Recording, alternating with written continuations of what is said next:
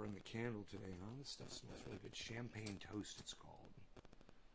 Like a nice candle to set the mood.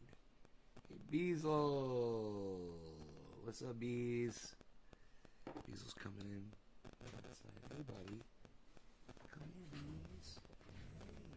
You got a new scar by your eye, I see, huh? I wonder if that's going to be permanent. A big old scar. Scar face. Hey, 4-name girl, what's up? What's up? What's up? Thank you for watching the show, Debbie. Nick Brown, thank you for sharing the show. What's up, bro? So, you guys know that I usually take time to start the show, let people get in and whatever. I think I'm just going to get right into it from now on, if I can remember. Shahid Buttar is a politician that's running against Nancy Pelosi. And I know what you think immediately. The first thing you think is, oh, he must be a good guy. He's running against that horrible person, Nancy Pelosi. He must be great, you know? And let me tell you why he's running against Nancy Pelosi, okay? He's trying to improve his image politically. So when you hear, you don't know who he is, but you just hear that there's someone running against Nancy Pelosi, you're going to automatically like them, right? Think about that. That's why he's doing it. I could totally see through this guy. He's the most transparent piece of shit that I've ever seen in my entire life. What blows my mind is that all my buddies, you know, all the people that I've interviewed, they always have him on their show. All of them. You know, everybody thinks this guy's just great. So, I can see through this guy because I just have this ability to listen to someone talk sometimes, and I can just hear them for what they are. I have a talent. It doesn't always work, but sometimes I just have a gut feeling about somebody. This guy, I saw him. I listened to him. I said, that guy's a fucking phony. He's a fucking liar. I don't trust anything he says. I'm going to look into these sexual allegations because nobody wants to talk about it. I'm going to look into it because I'm curious and I'm sick of this motherfucker walking around acting like his shit don't stink when I can tell when my sixth sense is buzzing off like your nadar goes off when I go live. Right? And I'm like, this guy's bad. This guy is bad to the core. I want to get to the bottom of it. Well, this morning, you know, when I watch my morning videos before I do all my stuff, I did a little search on the YouTubes, and I searched for Shahid Buttar sexual allegations, and somebody I'd never heard of before popped up on my feed, and I'm so excited to bring you this guy because I bet you've never heard of him either. And his channel name, write it down, go subscribe to him right now. Let's pump him up. He's only got 1,400 subscribers, guys. I'm really important. All one word. I'm really important. All one word. I'm really important. Now, I know that's kind of a funny name, and you're like, okay, I'm sure you are really important. But listen to this guy. It's like listening to me, but smarter. He's so disgusted with politicians and with the left covering for people like Shahid Buttar because, you know, he's on the left. So, he can't do any wrong. Oh, he's going against Pelosi. He can't do any wrong. Dude, we got to call each other out on all of our bullshit. All of it. And if you were sexually inappropriate with this woman, and oh my God, was he, and you're going to find out, there's a long history, and there's a lot of allegations, and you've never heard any of them until you watch this show. And I have all I have to thank right here is I'm Really Important channel. So I want to give him a shout out. And I hope that you guys will go subscribe to his channel. I asked him if he'd let me interview him. We'll see. Up, up, up, up, up, up. Thank you. My phone. J-Bone, it's just my phone, buddy. Give me a second. You're like intermittent static feedback for me too across Facebook and YouTube, different channels. It's all technical. I love it. I love it, bro. Reporting in. We've got technicalities, issues. Give me 1 second. I'm turning the phone off. My cat, I ran out of cat food, so he's got to eat the dry food. He is not fucking happy right now. He's looking at me like, where's the real food at, bro? Actually, I'm enjoying the black coffee today. I really am. Black coffee. I had a little sweetened yesterday. Oh, my weight, 177 pounds, guys. 177. Remember, I got up to what? What was it? I can't remember. Recently, I was like a 186 or something. I feel really good. Anyhow, so I found this guy's channel, and I watched 18 minutes in, and I'm telling you, I was riveted for fucking 18 minutes. You guys don't have to hear all of his opinion about it, but he does a really good job of eviscerating the fucking left, man. Eviscerating my friends. Who are my friends?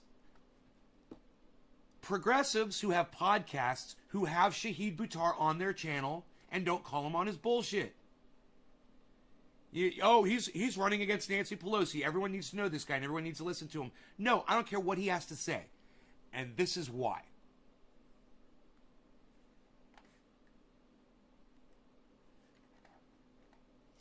Shahid Buttar repeatedly sexually harassed me, says Elizabeth Croydon. This is a 4-minute read. It's short and sweet, straight to the point. I have known Shahid Buttar for nearly 20 years. When I met Shahid in 2003, he lived in a communal home in D.C., which served as a hub for freelance opportunities in activism and the arts.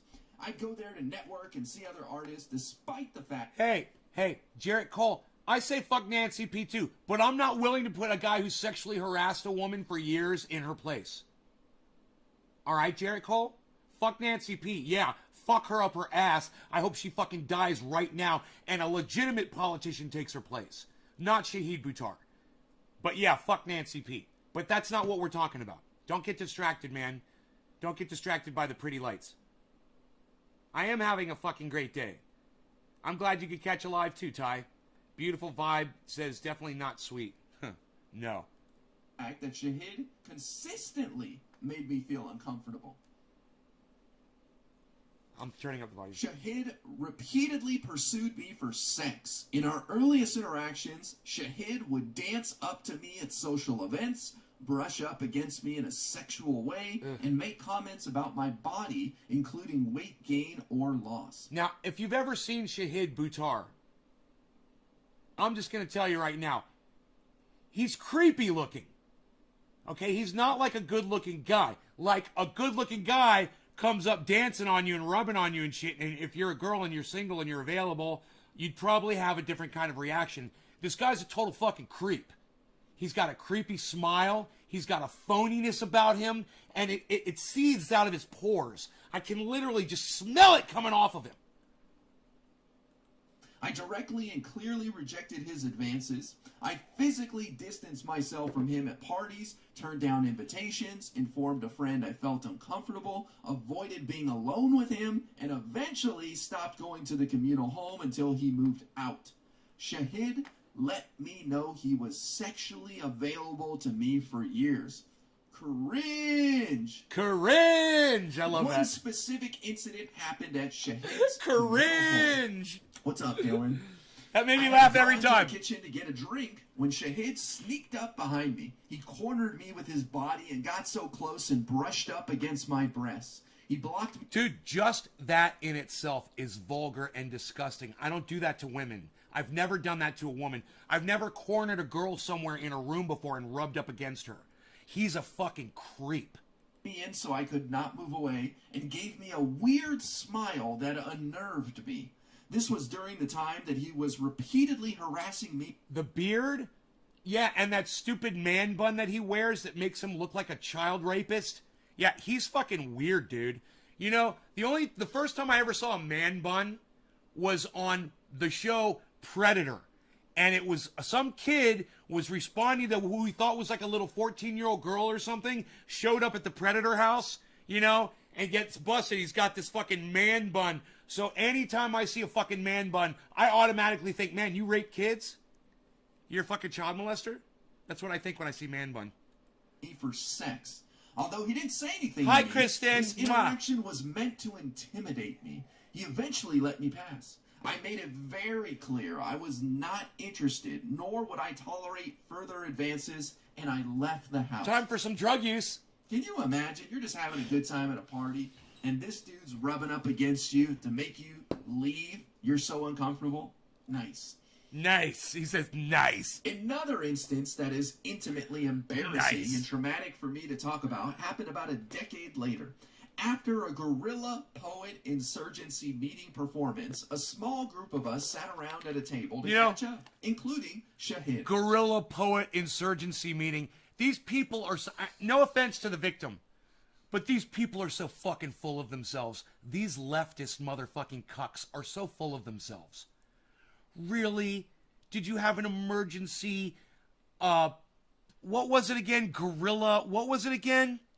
He eventually let me pass. I made it very clear I was not interested, nor would I tolerate... Just to make yourself a part of that community, you're a fucking creep. ...further advances, and I left the house. Let's hear this again. Can you imagine? You're just having a good time at a party, and this dude's rubbing up against you to make you I'm just going after this one thing. You're I'm sorry. Uncomfortable. I'm digressing. Nice. Another instance that is intimately embarrassing and traumatic for me to talk about happened about a decade later. Here we go. After a guerrilla poet insurgency meeting A guerrilla poet insurgency meeting performance? Guerrilla poet emergency meeting performance? You're reciting poetry. You needed 5 words to say you're going to recite poetry?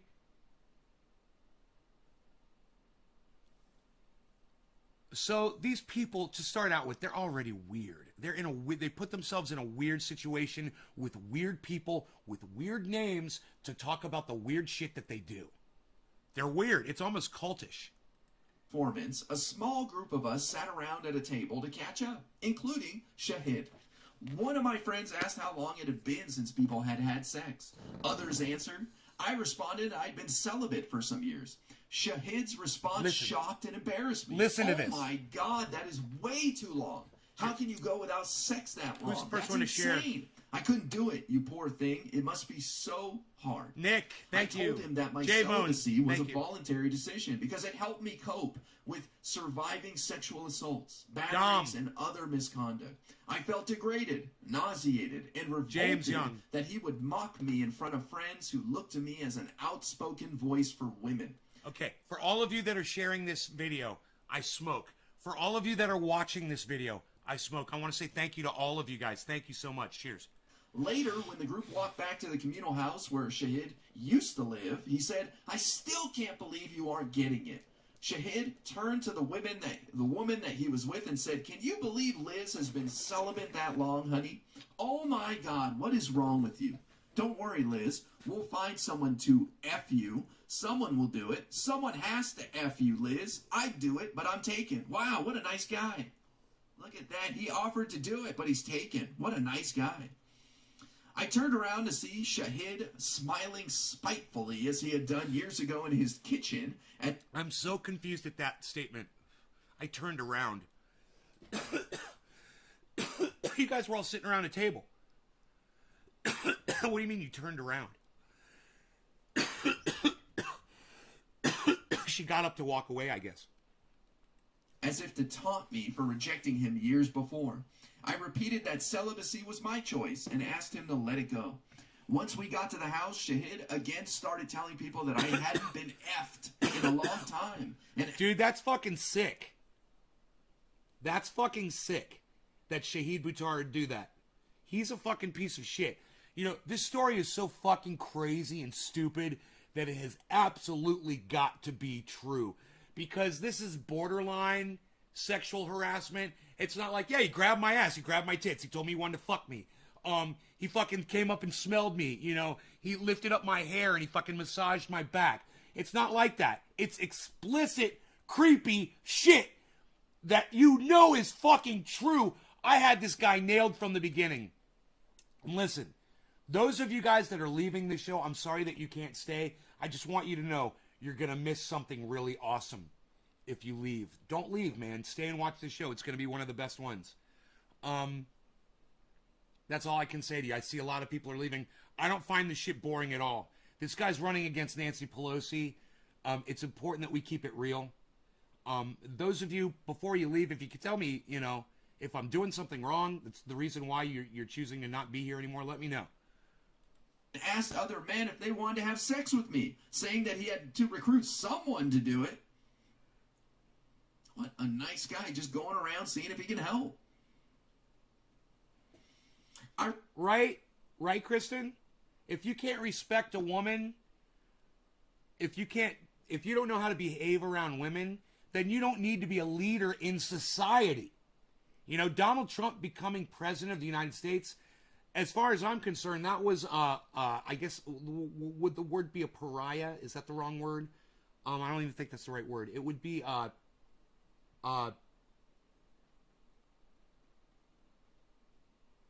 he was blatantly accused of rape, and we elected him to be president of the United States. Look, man, I want a guy who's never been accused. I don't care whether you're found innocent or not. Fuck you. You've been accused by 30 women. I don't want you to be president of the United States. But hey, man, that's just me. You want to call me a misogynist? That's how strongly I feel about women. You want to call me a misogynist? I literally wouldn't fucking support Donald Trump because he's a fucking accused rapist. I don't care whether it's true or not. I don't fucking care. Show me a person who's never been accused of rape. Oh, that's pretty easy, Barack Obama. Never accused of rape, ever. Hey, man, I'm not saying he's a great president, but he was never accused of rape. Certainly we can find some other guys who've never been accused of rape before to make them president of the... Or a woman. You know, is that why we want a woman president? Because we can say she's never raped anybody? I'm all for it. Let's get a woman in there, man. We're not going to have to worry about rape allegations. It automatically gets rid of that shit. You know? Great. I reminded him I was a survivor of... And I will laugh my ass off. In a few years, we have a female president, and she's being accused of rape, and it turns out to be true. I will laugh, and I will laugh, and I will laugh. I'll be like, okay, I was wrong. Several sexual... I know women can rape. I know that. I know. Assaults and batteries. Wow, that's always fun when you have to bring that up. While ridiculing me was being framed as humorous, it never had a humorous tone. I did... But what I'm saying, Chris, is the chances of a woman raping a man are much less. And most guys get raped by a woman, and they're gonna keep that one to themselves probably, and not share that out. You know, it's kind of would be an embarrassing thing, I think, to make public that you've been raped by a woman. My best to hold my composure, but the truth is, my PTSD had been triggered. The more he taunted me, the more painful and vivid memories of the sexual assaults flooded my mind. I remember crying all night until my eyes were swollen because of the contempt and degradation I was shown in front of other women. Wow. Boy, I've cried all night very, very few times in my life. I don't know if I ever have, in all honesty. Maybe after, like, severe breakups when I was a teenager and didn't know how to handle my emotions. I could not imagine what would make me cry like that now. Like, that must be such torment that you're dealing with, PTSD, and just emotional stress. And to put someone through that is just wild to me. That's why I like this guy. Because you don't just get the news, and you don't just get his opinion about it, you also get his little anecdotal stuff. He's great. He's a great fucking podcaster. I love this guy. I don't even know his name yet, but he's fucking great. Based on my personal experiences and many others not detailed, Shahid Buttar is not trustworthy or deserving of holding elected office. I'm compelled to share my story about Shahid as he may have harassed other women, hint, hint, other women, and may continue this behavior. And can I just say this, just to show you how cucked the left is? I know his channel name. Gimli owns. I know his channel name. I don't know his name. But thank you for trying to help. Dude, look, he's getting ratioed here, guys. This is bullshit. He's got 63 thumbs ups, but he's got fucking 35 thumbs downs. So this is what I want you to do. I want all of you to go to his channel. I want you to all go to this thing if you can. And I want you to give him as many thumbs ups as you possibly can. Okay? That's not right. That's not right. And what that shows is that people on the left, progressives, are coming over to support Shahid Buttar and attack this guy who's being keeping it totally straight. I'm listening to him and I'm telling you, Shahid Buttar is a fucking creep. These stories are explicit. They are detailed. They're borderline sexual harassment. And there's no fucking way in hell that these stories were created in somebody's mind. Like I said, if you're going to fucking out him for fucking something he didn't do, you're going to say he groped you. He fucking grabbed my pussy. That's what I would say. Period. You know, the fact that this woman is saying, you know, he cornered me and he rubbed up against me, slightly brushed up against me and smiled at me weird. That sounds pretty fucking realistic. That's what a creep does. Number one. Number two, it's not enough to really go to the police and say the guy smiled at me weird and brushed up against me, and the police are going to be like, there's nothing we can do, so why go and tell anybody about it? However, the guy's a fucking creep, and he's be called out, and he's a fucking liar. And that's the most important thing that you walk away from this discussion about, is the fact that he won't come out and just address the actual situations. He won't talk about anybody. I told you guys, don't leave the show, right? Because some people are leaving.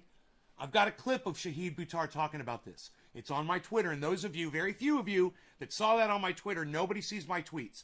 But I did put it up on Twitter. Who saw the Shahid Buttar video, and who can tell me why that is related to this? I would love to hear from you right now. If not, it's okay. We're going to keep going. But like I said, don't walk away. We're almost done with this guy who's fantastic, and you should all be subscribed to I'm Really Important on YouTube, and he's also on Twitch. I'm Really Important. Let him know that Nay's Garden, a channel with 25,000 subscribers, sent you guys over there. Let him know. And let him know he should come over here and let me interview him and get him some more subscribers. Because he's only got I don't know what he's got on Twitch. He might be blowing Twitch up. But on YouTube, he's only got 1,400. So let's do something for him. Behavior as a congressman if elected. Like many survivors, I felt terrified for my safety because speaking out against powerful men is dangerous. But coming forward, I hope to show others they can do the same.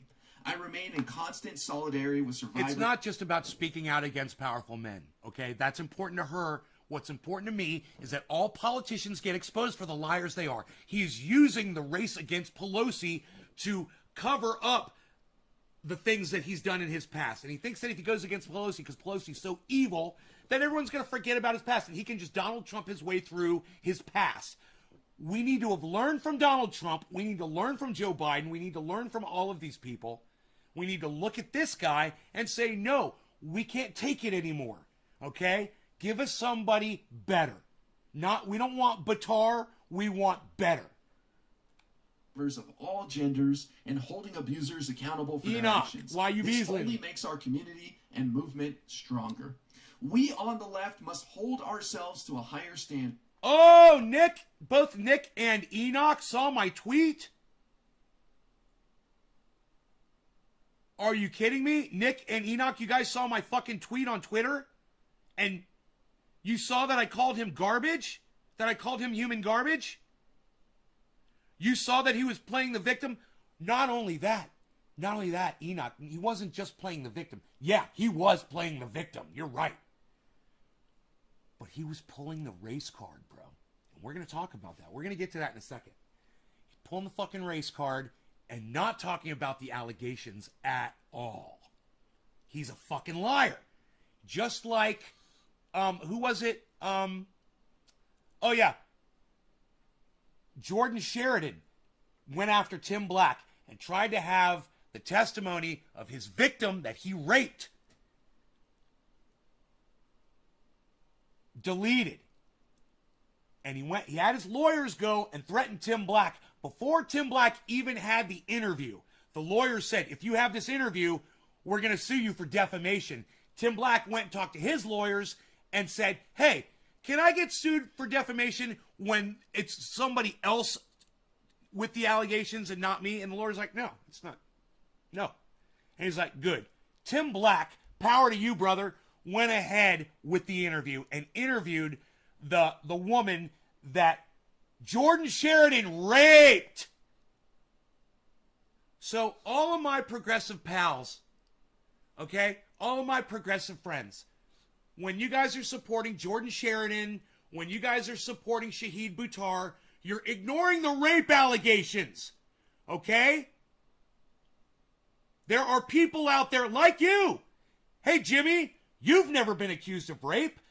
Graham, you've never been accused of rape. Ronnie, you've never been accused of rape. I've never been accused of rape. There's better people out there. Find them and stop promoting rapists. Is that okay? Is that fair? Is that fucking fair for me to yell for just a second about that? That's hey, but I'm a misogynist. And I couldn't care about women, right? I'm a misogynist because I use the cunt word. You know, so I hate all women, right? This whole conversation is in the defense of women. It is about Shahid Buttar being a monster. And we're going to get to that. We're going to get to the way he is a fucking monster using politics and his race and Nancy Pelosi's evil to cover up what he's done. He's projecting slightly, but he is quite the shifty politician. He is so fucking shifty. And I feel like I'm in a motocross race and the gates are up and I got my bike and I got it like this and I got it in first gear and I got the throttle all the way back and my bike's going redlined. That's where I am. And I just want to jump that fucking gate right now and I want to show you the Shahid Buttar footage. But we got to listen to all of the allegations. The victim deserves it at least. So let's go ahead. Let's finish this. We are committed to creating a just and equitable world free from sexual misconduct, misogyny, and bullying. After much contemplation, I made the decision to come all forward of you, about cheers, my thank you. With Shahid because I cannot accept the rape culture which permeates every political ideology, including the left. Men who consider themselves progressive or radical need to take responsibility for the sexual misconduct and misogyny within our communities. Wow, shocking. There's sexual misconduct and misogyny within progressive communities. We can find the strength and courage to put candidates forward of the highest quality and trustworthy substance. If we as a movement will not stand with the most vulnerable in our society, we are not who we claim we are. I hope that by coming forward, progressives across America will think twice before investing their time, donations, and trust in a candidate that has a long history of sexual harassment. Or a journalist. Or a journalist. You know,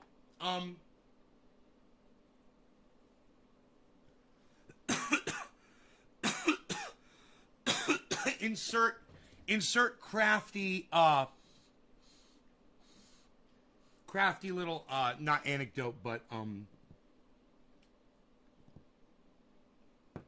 why can't I think of that word all of a sudden? Analogy here, which I couldn't come up with. The left can do better. Way too strong of a bong rip.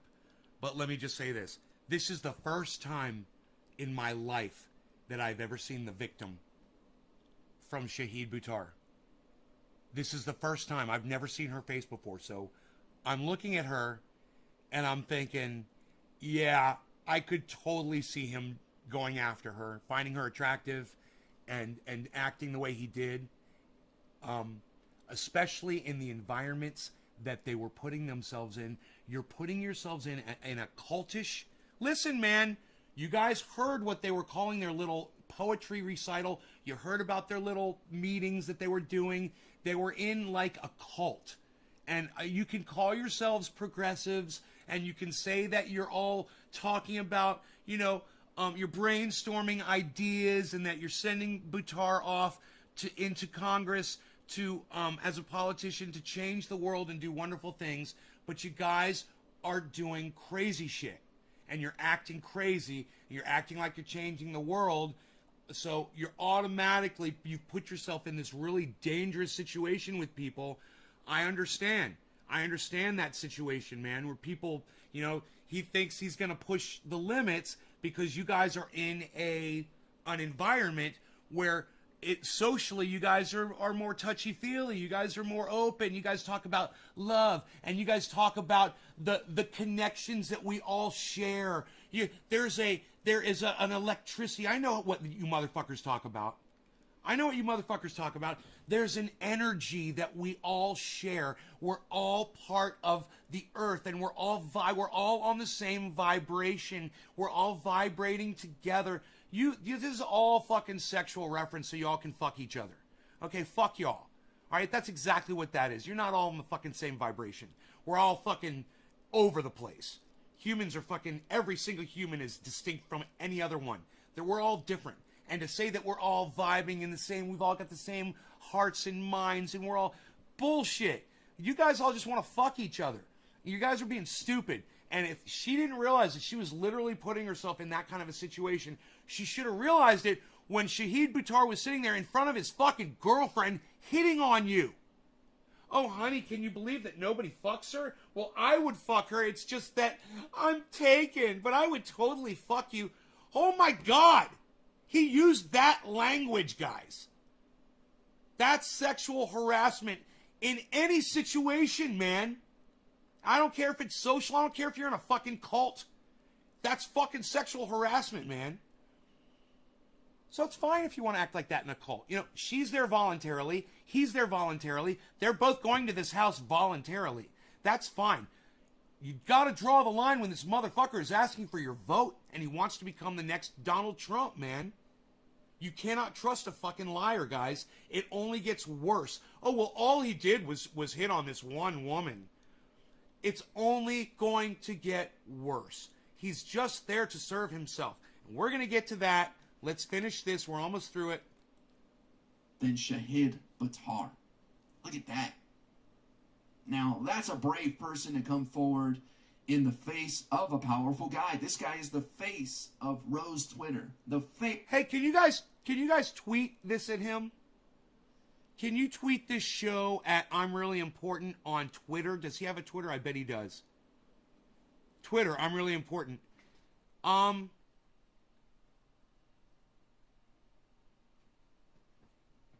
Could you guys do it for me? Could you tweet this live show at I'm Really Important on Twitter for me? I would really appreciate that if you guys would do that. I think he posts weekly. Face of progressive politics in America. And again, the reaction from two of the biggest leftist streamers on this platform. I'm fucking telling you that me and this guy together, I'm telling you, man, this is what I've been looking for years.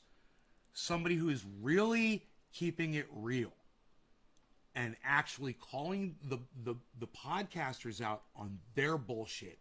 Of course, calling the politicians out, even the ones, even like Bernie Sanders. I'd love to hear his take on Bernie Sanders. I'd love to hear his take on the squad. Pelosi plant, probably. It's very possible. And streamer number 2. You know what this guy's problem is? His problem is he has to keep it real. He has to tell you the truth. He has to look at the facts and tell you exactly what he sees. He can't paint a picture. He can't follow a narrative. He can only tell you what he sees and how he fucking feels about it. This guy is me. I'm fucking telling you. This guy is me. Without the fucking hair and with a better voice probably and way cooler shit behind him on the wall. That's cool. He's got cool shit back there. I'm fucking telling you, he is really important. You guys need to check out on YouTube. You guys should all be following this guy. He's got 1,400 subscribers. But you want to know the good news? The good news is this video from 2020 has 1,410 views. That's beautiful news. You want to know the bad news?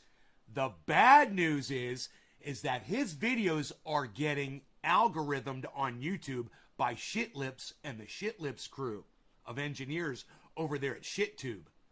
on the Googles. So you can help him right now by taking, I'm going to copy and paste this once again in the live stream, and I want you guys to tweet this video and his video out, the one that I just gave you. You tweet his video from 2020. This guy was calling Shahid Buttar out a year ago. And so was I on my channel. You can go find it on my channel too. This video is a year old. This guy has been calling people out on their bullshit for over a year. And I want you guys to check him out. And I want you guys to support him. So very important. I say this, I make a big deal about it. I know I'll get, 1, 2, or 3 of you to go over there and give him just a handful of subscribers. I would be so fucking happy if all 20 of you watching the show would open up your YouTube app right now. Open up YouTube. You can navigate away from this show. I don't give a fuck. Go over there. Go to YouTube. Whatever you got to do. Type in the search. I'm Really Important. Go to his channel. Subscribe. Sign up for notifications. Support this guy. I'm telling you, man, this guy's not huge on YouTube because he's like me and he's keeping it real. He's saying shit the establishment doesn't want to hear. I'm telling you, you all should be following this guy. When I'm dead, you should be listening to this guy, okay? And when I'm alive, you should be listening to him too. I don't know. I have to look into it. I want to make sure we give him a fair shake. Wow. Wow. Hey, press number 1 if you follow in my chat right now. Press number 1 in my chat right now if you follow Cody Johnston, Some More News on YouTube, and you follow him on Twitter, Cody Johnston on Twitter. Press number 1 if you do that. Let me know. Yeah? Trendy Nick? Awesome. It's all that matters, brother. Let's take a look at Shahid Buttar's reaction. Someone actually said that? Oh, 2 people said that, Dylan. 2 people said that within the last 24 hours. Shahid said a former acquaintance recently provided a statement on Twitter regarding sexual harassment. These claims are false. Every survivor must be heard, and I hope to be allowed the same opportunity to be heard as well. Bro, if the claims are false, then you can go through every single allegation one by one. That's all you got to do, Shahid. That's all you got to do. That's all you got to do. Okay, the claims are false. Great. Address the claims, Shahid. When someone accuses me of something, I don't say, oh, that's just false. No. I tell you why it's fucking false. I defend myself. You're refusing to defend yourself, Shahid. Why? Because it's indefensible. Why? Because you know if you open up your fat fucking mouth and you say anything, literally the witnesses that were in that house, they're going to come forward and they're going to correct the record. You haven't done that yet. And that's why they're not coming forward, because they don't have to. Because as of right now, the record stands that you were sexually harassing this woman all over the place. You made her feel uncomfortable every chance you fucking got. If you were such a great person, Shahid, let me tell you something else. Her and everybody else, they'd be coming out to love you and support you, man, if you were such a great person. Yeah, I could see right through you, man. I know exactly what kind of a creep you are, man. I'm a man. I could see you for what you are. You're one of those dudes, man. And I know dudes like you. You're fucking creepy. There's a lot of you guys out there. You're fucking creepy, bro. Shahid, creepy Buttar. Sexual harassment is despicable. Those who exploit I just had my sexism candle and sitting power right next to this imbalances alcohol, I must just be realized. Exposed. I am committed to putting survivors' interests Dangerous. first before my own. Really?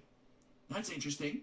You just said in the tweet before that these claims are false, but that completely destroys anybody's interest in coming forward because you just did exactly what everyone is scared of happening when they come forward. These claims have been amplified by former staff who have conflated our campaign's attempts to manage concerns with their performance with gender-based discrimination. Do you hear this now? So not only is this one woman now, those of you that are leaving, I hope you're leaving to go tweet that at I'm Really Important, and I hope you're coming back to the show after you do it. I hope you're going there to subscribe to I'm Really Important's channel on YouTube. He's only got 1,400 subscribers. I've got 25,000 subscribers. Okay? This guy is amplifying exactly what I say to... He got 1,400 people to watch that show. To literally thousands of people. I don't get that kind of visibility. He's getting it at least. But his channel's getting shut down. So his last few videos only got 200 or 100 views. Right? He's getting algorithmed. He could use some help. And he might need a little bit of advice from me as far as what I can see going on with his channel. You seen I'm Really Important's other videos? Some look really great. I looked at the titles, but this is... Guys, when I find something... I only found this an hour ago. I get excited. I hop in the shower, because I'm so excited. And I get ready. I come out here, I make a cup of coffee, and I start the fucking show. I didn't go through his channel, really. All I saw were the titles of his other videos, the last 3 or 4 or 5 of them. I was just seeing how many views he was getting, and they were all going down. I said, he's getting algorithmed. Why? Because he called out Shahid Buttar, and he got 35 thumbs downs. He got ratioed on YouTube. So the algorithm is shutting him down. You guys have got to go over there and give him thumbs ups. Now, I've got 25 channels on YouTube. I can get that 63, probably up to about 73. I can log into at least 10 of my channels. I can get that 63 up to 73 from this computer. But you guys could help too by going over there and giving him a thumbs up on that video, getting him unratioed on all of his videos, give him thumbs ups on everything. And share his channel around and tell people about him, man. If you guys love me, there's nothing that's stopping you from packing a nice fat bowl and watching this guy. I'm telling you, his commentary is identical to my commentary. His commentary is identical to my commentary. I just say cunt and motherfucker and child fucker and stupid fucking moronic fucking idiots that I want to fucking throat punch and I yell. Well, he doesn't do that. That's the difference. Wow. Look at that. Concerns with their performance conflated with gender-based discrimination. So Shahid Buttar calling a whole bunch of people liars. This discussion has moved into local organizations, which are looking into the matter. And plus, his glasses are cool as fuck. Check this out. I invite their examination of these claims, and our campaign welcomes any scrutiny. Wow. He's a cool dude. Wow. He's got that he's got that whole Elvis Costello thing going on. Dylan, if you want to come on Discord just to talk about this, I'd be more than happy to have you. I know you've talked about your own personal stuff, and I'm not asking for that. I'm just saying you're here as a streamer, and you're familiar with our leftist space, and if you want to put your thoughts here versus what transpired with Joe Biden and Tara Reid, I'd be curious to hear what you have to say about this. Dylan? I'm not going to say any names of who the people said this, but I'm just going to say this. This guy's got a Discord server, and it sounds like he's talking to people. That's great. It's fucking great, man. I bet you he will let me interview him. Major streamers out there, but I was surprised at how easily they dismissed this story, but yet they sunk their teeth into the Tara Reid stuff for months. God, man. But yet this is nothing to them. Why aren't there more people like this in the world, man? I guess it must be a Pelosi plan. Must be conspiracy. That's it. Why can't people ignore their allegiances and stop waving their fucking flags and see the truth for what it is. You're so indoctrinated, man. People are so fucking indoctrinated. You know, it's like, yay team. No one can do any wrong on my team. Well, fuck you. You're a dumb cunt. Yeah, someone on your team can fuck up. You know? You got the team mentality, man. Everyone does. I can't believe that all my favorite podcasters give fucking Jordan Sheridan fucking airtime, man. He's a fucking rapist. It drives me fucking crazy, man.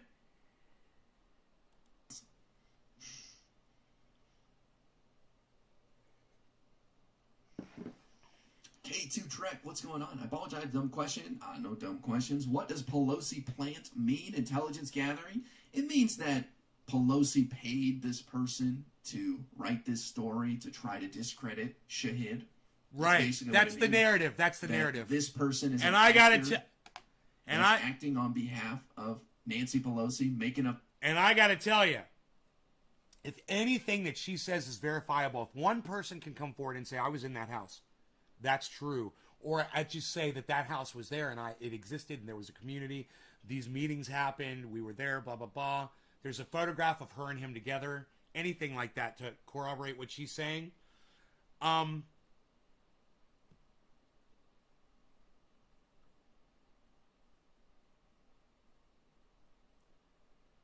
That whole narrative gets destroyed. Right? It gets blown out of the water. That encounter and the detail of the whole thing is so explicit. The fact that Shahid Buttar doesn't address the allegations point by point proves that they're true. Dude, if somebody were to come on here and accuse me of raping them, I would be like, who are you? Because I know I've never done that before. So, who are you, number one? Number two, okay, so what do you mean I raped you? Where were we? What's the date? I mean, I don't need the exact date and time if you don't know that. Where were we? Who were we with? What were the circumstances? He hasn't done any of that. He read her account and said it's all false. What do you mean? So was the house there? Was the group there? Were you part of a group of people that was like a fucking cult? Like a progressive cult? Doing poetic... What did they call that again? The poetry fucking night? What'd they call that? That was so fucking weird. An emergency... something fucking poetry... recital performance or something where I'm just like... Okay, they're psychos. They're fucking psychos. Just because they're using those words. 5 words to say you're going to fucking read some poetry. Say, hey, we got together to read some poetry. But no, it was a guerrilla... Yeah, guerrilla poetry something. Oh my God. It was so fucking weird. And you're like, okay, yeah, you guys are gorillas. You guys are gorillas. You guys got the camo on and you're toting your M4s and you got your grenades on. You're so cool looking, man. You have your beret. You're fucking gorillas. You're out in the woods, man. You're fucking gorillas reciting your poetry. Sipping your tea, your green tea. Gorilla. Do you know what a fucking gorilla is? You wouldn't know a fucking gorilla if one came in your fucking house and murdered your entire family. You wouldn't know a fucking gorilla. Trust me. And you're lucky that you don't know what a fucking gorilla is. Don't say you're doing a gorilla fucking poetry recital. All right? You're no fucking gorilla. All right? You're not even a rhesus monkey, okay? You're whatever the smallest primate is. That's not even you. You know what? Even let's go to the smallest mammal. That's not even you. You're a fucking tick on the dick of a fucking mouse. That's what you are.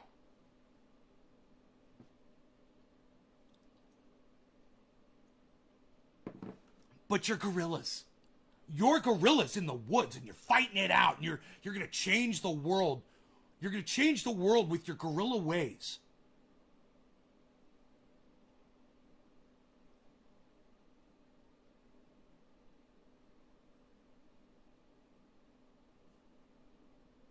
guerrilla poets like to choose unusual media or materials. They're not fucking gorillas. They're not fucking gorillas, dude. Trust me. The poetry and gorilla, those two words don't go together. Okay? That's like onion and chocolate. Hey man, I got some chocolate covered onions, bro. You want some?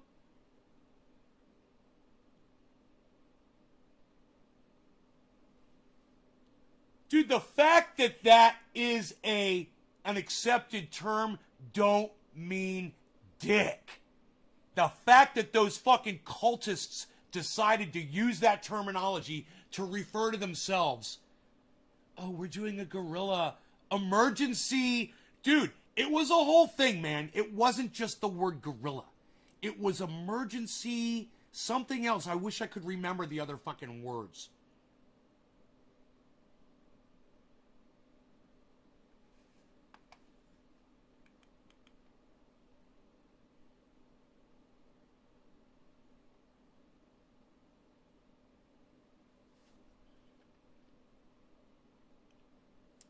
Josh G.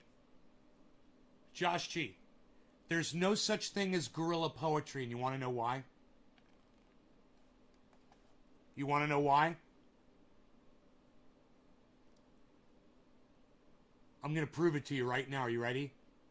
Josh, are you with me? There's no such thing as guerrilla poetry. You want to know why?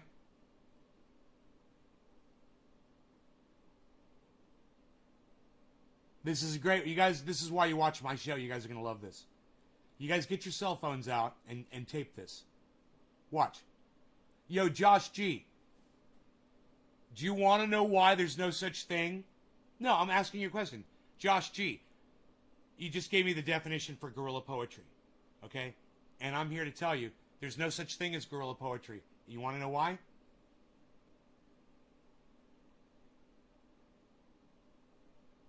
Are they just trying to say that they're small in numbers because a poet is just one man? And to be a guerrilla poet, you need at least 3 of you? Like to be a mass murderer?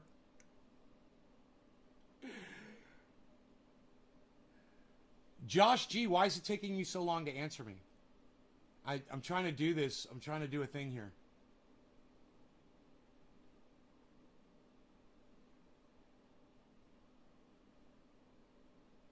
Here. Okay, Josh G is just fucking ignoring me for some reason, so let me start here. Josh G says this, everybody. Josh G says, he gave me the definition, which is fine. The definition, because I don't know if I knew guerrilla poetry was a thing or not. I mean, I've known about, the guerrilla, not guerrilla, but the bars. Yeah, I've performed acoustic guitar on stages where I shared them with poets that would come up and recite poetry in between when I'm playing guitar. So I remember, and I've heard the poetry that they do on the late night TVs or their whatever the fuck they call that. I'm familiar with, all the cool fucking poetry. Poets need to make themselves feel cool. I'm aware of that. I don't know if I was aware of the term. So here's the term that Josh G gave. It says, guerrilla poetry involves publishing poetry in unexpected and unconventional ways, in unexpected and unconventional places. Guerrilla poets like to choose an unusual media or materials for their poems. Right.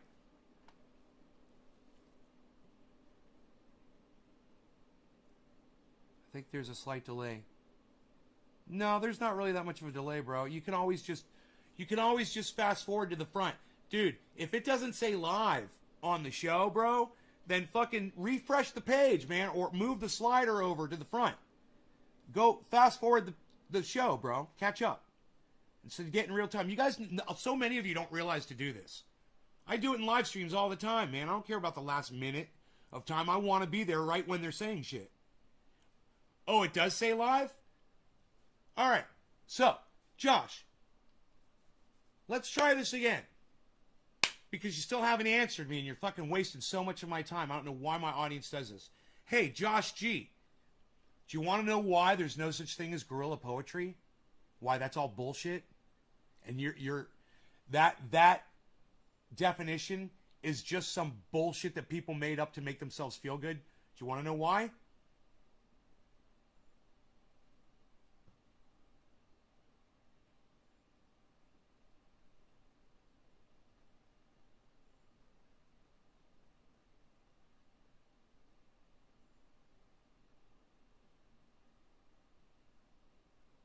Would you guys believe it if I told you I actually love when people do this shit to me? Yeah, you do want to know why. I'm not trying to take away time. I just posted the definition for you. Yeah, you're wasting my time. All I asked you was a question. You could have fucking answered me yes or no, and you didn't. It literally took you 2 minutes to get to here. So you wasted my fucking time. But here we go, bro, all right? The reason why is think of Shakespeare. Think of Shakespeare. Think of the poetry from a Shakespeare play. You got Romeo on a fucking balcony yelling his shit outside. You got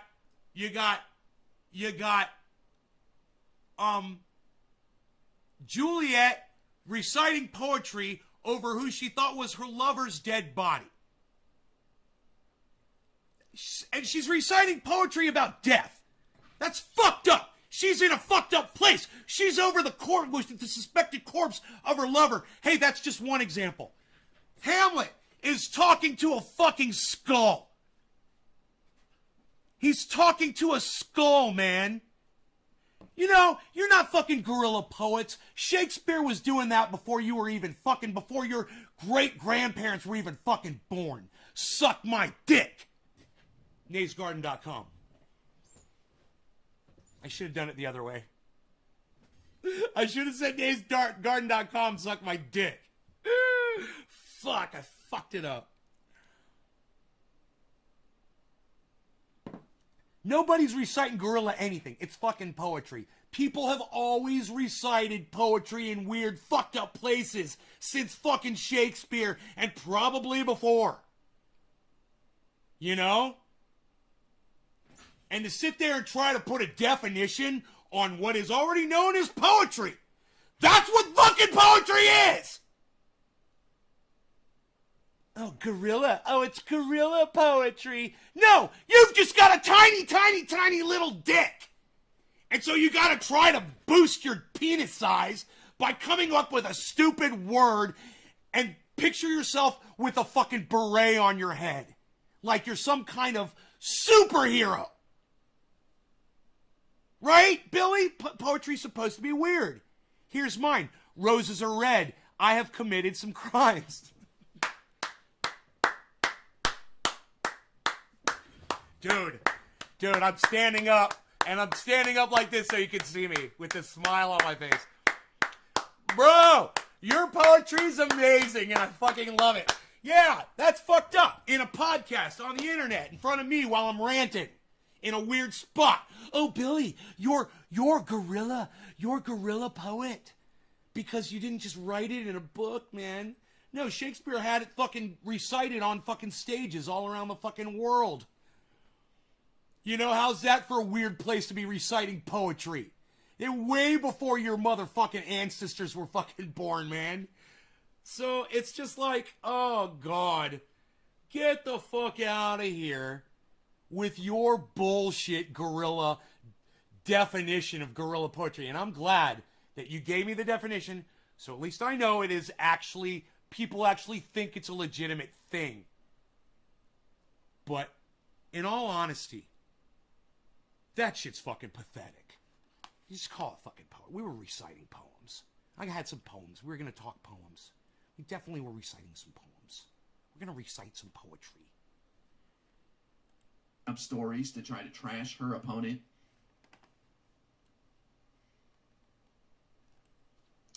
Trump only has a week and a half to come up with his healthcare plan. True. He said 2 weeks.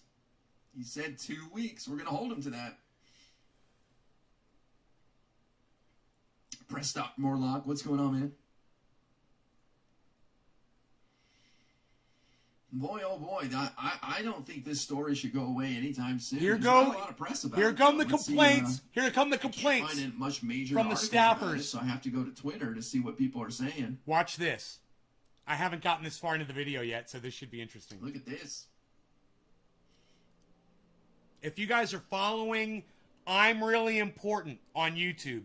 I'm really important on Twitter. This woman is subtweeting an article, but it says right here, Mission Local. I don't know what Mission Local is. It says news and more from the Mission District. I guess Mission District in San Francisco. It must be a local paper. It says Shahid Buttar was in for a hell of a climb taking on Representative Nancy Pelosi. Then a former colleague accused him of sexual harassment. Then multiple former staffers accused him of fostering a misogynistic workplace. He denies the allegations. Let's take a look at the Billy, you know this as well as I know this. Someone has already done that. I guarantee you. Google it or get on YouTube. It's too good of an idea. It's a great idea, but someone has to have already done that. You know, my father used to recite this. April, June, and November. No. 30 days have September. 30 days have September, April, June, and November. All the rest eat peanut butter except for my grandmother. She drives a Buick.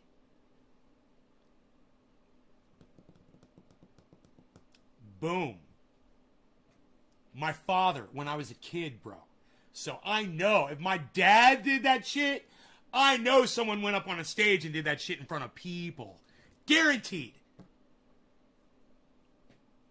Think about that.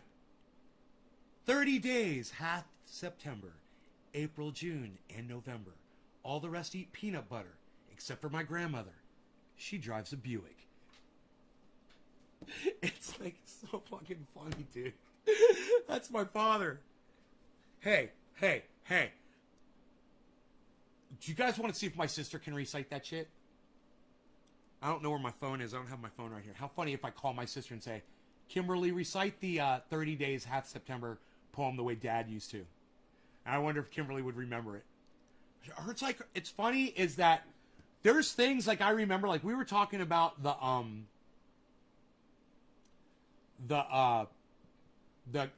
show that I used to watch when I was a little kid, and my sister didn't remember the song at all, and I'm like, what?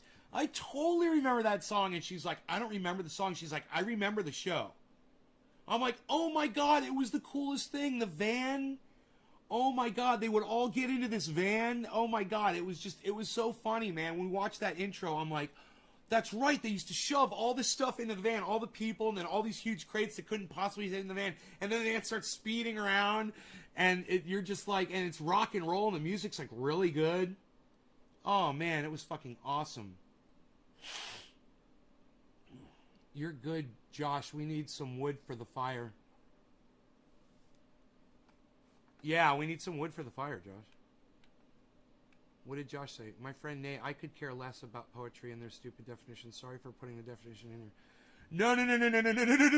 No. Josh. My friend Josh. Look. I do care about poetry, and I do care about definitions, and I care about facts. Always. And if you guys ever have something like that to share with me, never be afraid that I'm going to be mad at you for sharing something factual with me, unless you're literally doing cherry picking for straw manning an argument against me. That's different. And that's not what you were doing, bro. You're educating me. And I appreciate that. I should have known that what guerrilla poetry was. And I think maybe at one point in my life I had heard the term before and was aware of it, and that my brain literally deleted it because it was so insignificant to me. Right? And now when I go back and look at what it is, it's not a thing. That's why my brain deleted it, because it's literally not a thing, because poetry is like Billy said. It's meant to be recited from crazy places in crazy times, you know, and in crazy locations with crazy subject matter, and crazy audiences, and it should never make sense completely to the audience. There should always be room for interpretation. I mean, that's poetry, bro. They put the word gorilla in it, and I'm so glad that you showed me that, man. There's nothing wrong with that. You guys educate me. I'm here to learn too, guys. Just like, you know? All right, you're good. Like Enoch said, you're good. We needed some wood for the fire. Thank you. I'm burning for you, Josh G. I'm just saying, when I ask you a question, just answer me, okay? To help keep the continuity of my show, please, guys. Don't ever fuck with me like that again. Just if I ask you a question, answer. You know, I would really appreciate it. That's what I was really getting testy about, bro. Not you bringing up the definition of guerrilla poetry in such a neutral way, and I catch the shit stick. Okay, cool.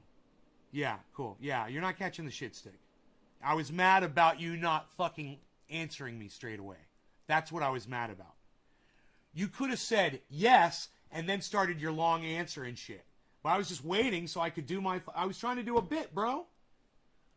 Thank you for the candle. Everybody copy and paste that candle.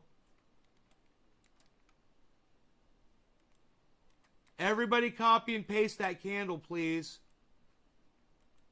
I can't copy and paste it. Oh my god.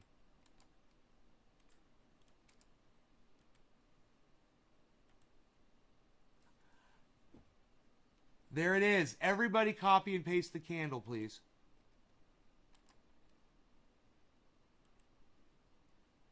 Look at that.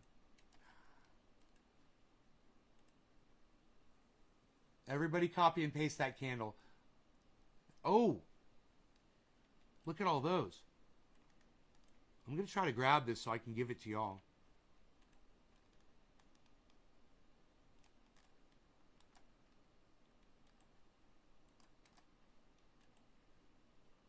Dude, I can't copy all those fucking candles and paste them, dude. I have to do it with Josh G's name. Here, wait, I could do it with Enoch's name. Wait, maybe I could do it with just the 3. Here, I'll do it with just the 3. Copy image. Paste. Fuck, it didn't work. Okay, I gotta do it with the whole name. Copy. Paste. Enoch, why you Beaslin? Alright, I got that. Give me a second here, guys. Give me 1 second, okay? And then we'll get right back to the Shahid Buttar thing. I want to put this in a place where I don't lose it. All right. Now let me see what happens if I do this. Copy. Paste. There they are. There they are, guys. There's the candles you can copy and paste anytime you want. And I would love it if you guys would show me any kind of fire whenever I am making sense, whenever I am playing music for you, whenever you guys are excited. I got Burning for You, Blue Oyster Cult playing now. Right? I'll be burning for you in a second here, bro, for sure. So anyhow, let's get back to this.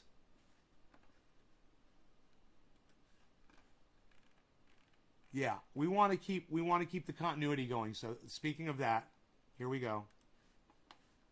Whoa. There it goes. Misogynistic workplace.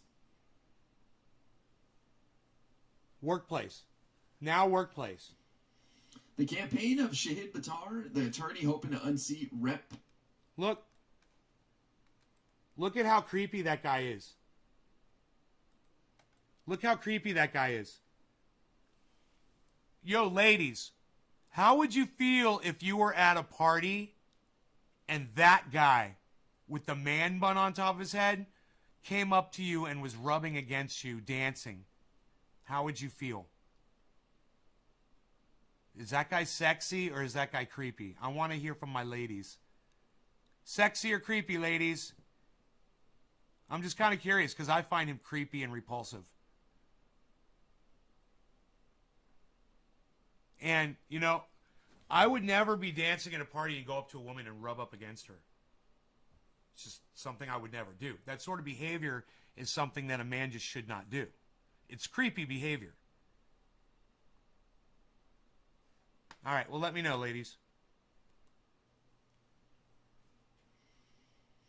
The campaign of Shahid Buttar, the attorney hoping to unseat Rep. Pelosi from the left, is mired in a chaotic stretch beset by allegations of sexual harassment from an acquaintance and of misogyny by numerous former campaign staffers. Wow. All right, we read about Croydon's accusation. Right, we heard accusations from one woman. Now his staffers, the ones that he worked with, are also accusing him of inappropriate behavior. So let's see if they talk about the... And you give him more power, you make him a politician, you think it's going to get better? You think he's going to start behaving? When you put this guy in a position of power? What else is going on there? All right, so Shahid said these claims are false, and then the article continues, but this did not ring true to a goodly number of former Buttar staffers. None made claims akin to Croydon's, but did object to Buttar's allegedly dismissive and belittling attitude toward female employees. Wow.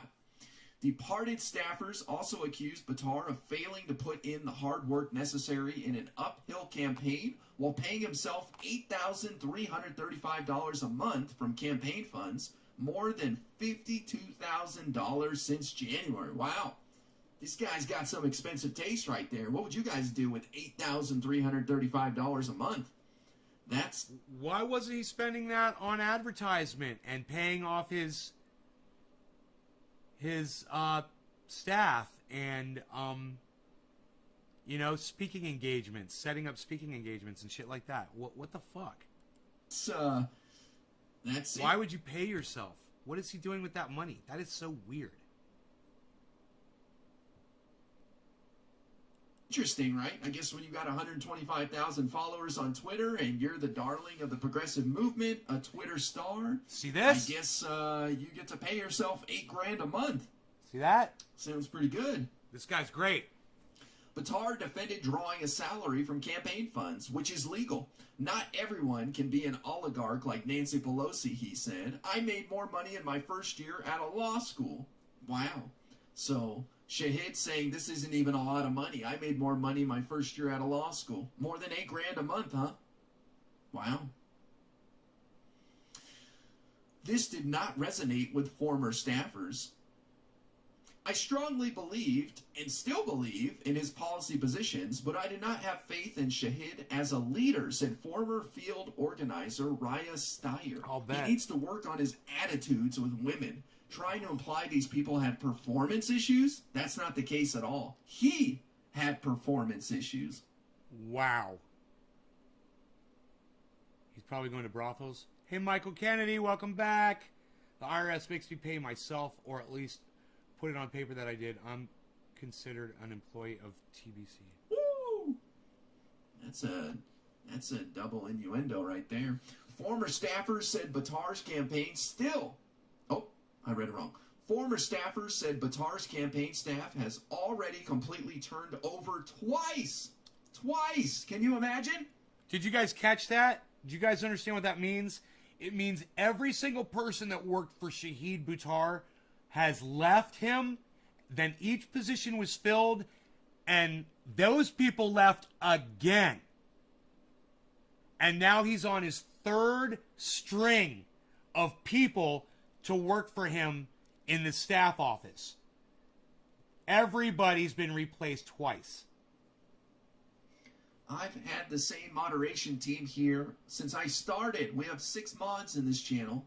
This guy's turned over his entire staff. You know, people are supposed to be supportive of the candidate. They're supposed to see a leader with leadership qualities. They got in there. They got to meet their hero. They got to see him firsthand, how he operates, how he works, what his attitudes are. And they said, you know what? He's not who he portrays himself to be on camera. Period. He's a fucking phony. Twice. Even Donald Trump just got rid of his campaign manager. Somehow Donald Trump was able to hold on to his staff, but this guy can't. With more than half a dozen employees or contractors quitting at around the same time in April or May. Wow. As a male staffer, Shahid never did anything terrible to me, but women staffers, a completely different picture, said Patrick Cochran, Buttar's... So here is a man now testifying about Shahid Buttar. Very interesting, huh? former volunteer coordinator. These are two people on record now from his staff blasting him. Man. Michael Kennedy, Shahid Buttar's running, he's run and lost against Nancy Pelosi for her seat. And the thing is yeah, Nancy Pelosi's evil and we do want her beaten bad. Not by this guy.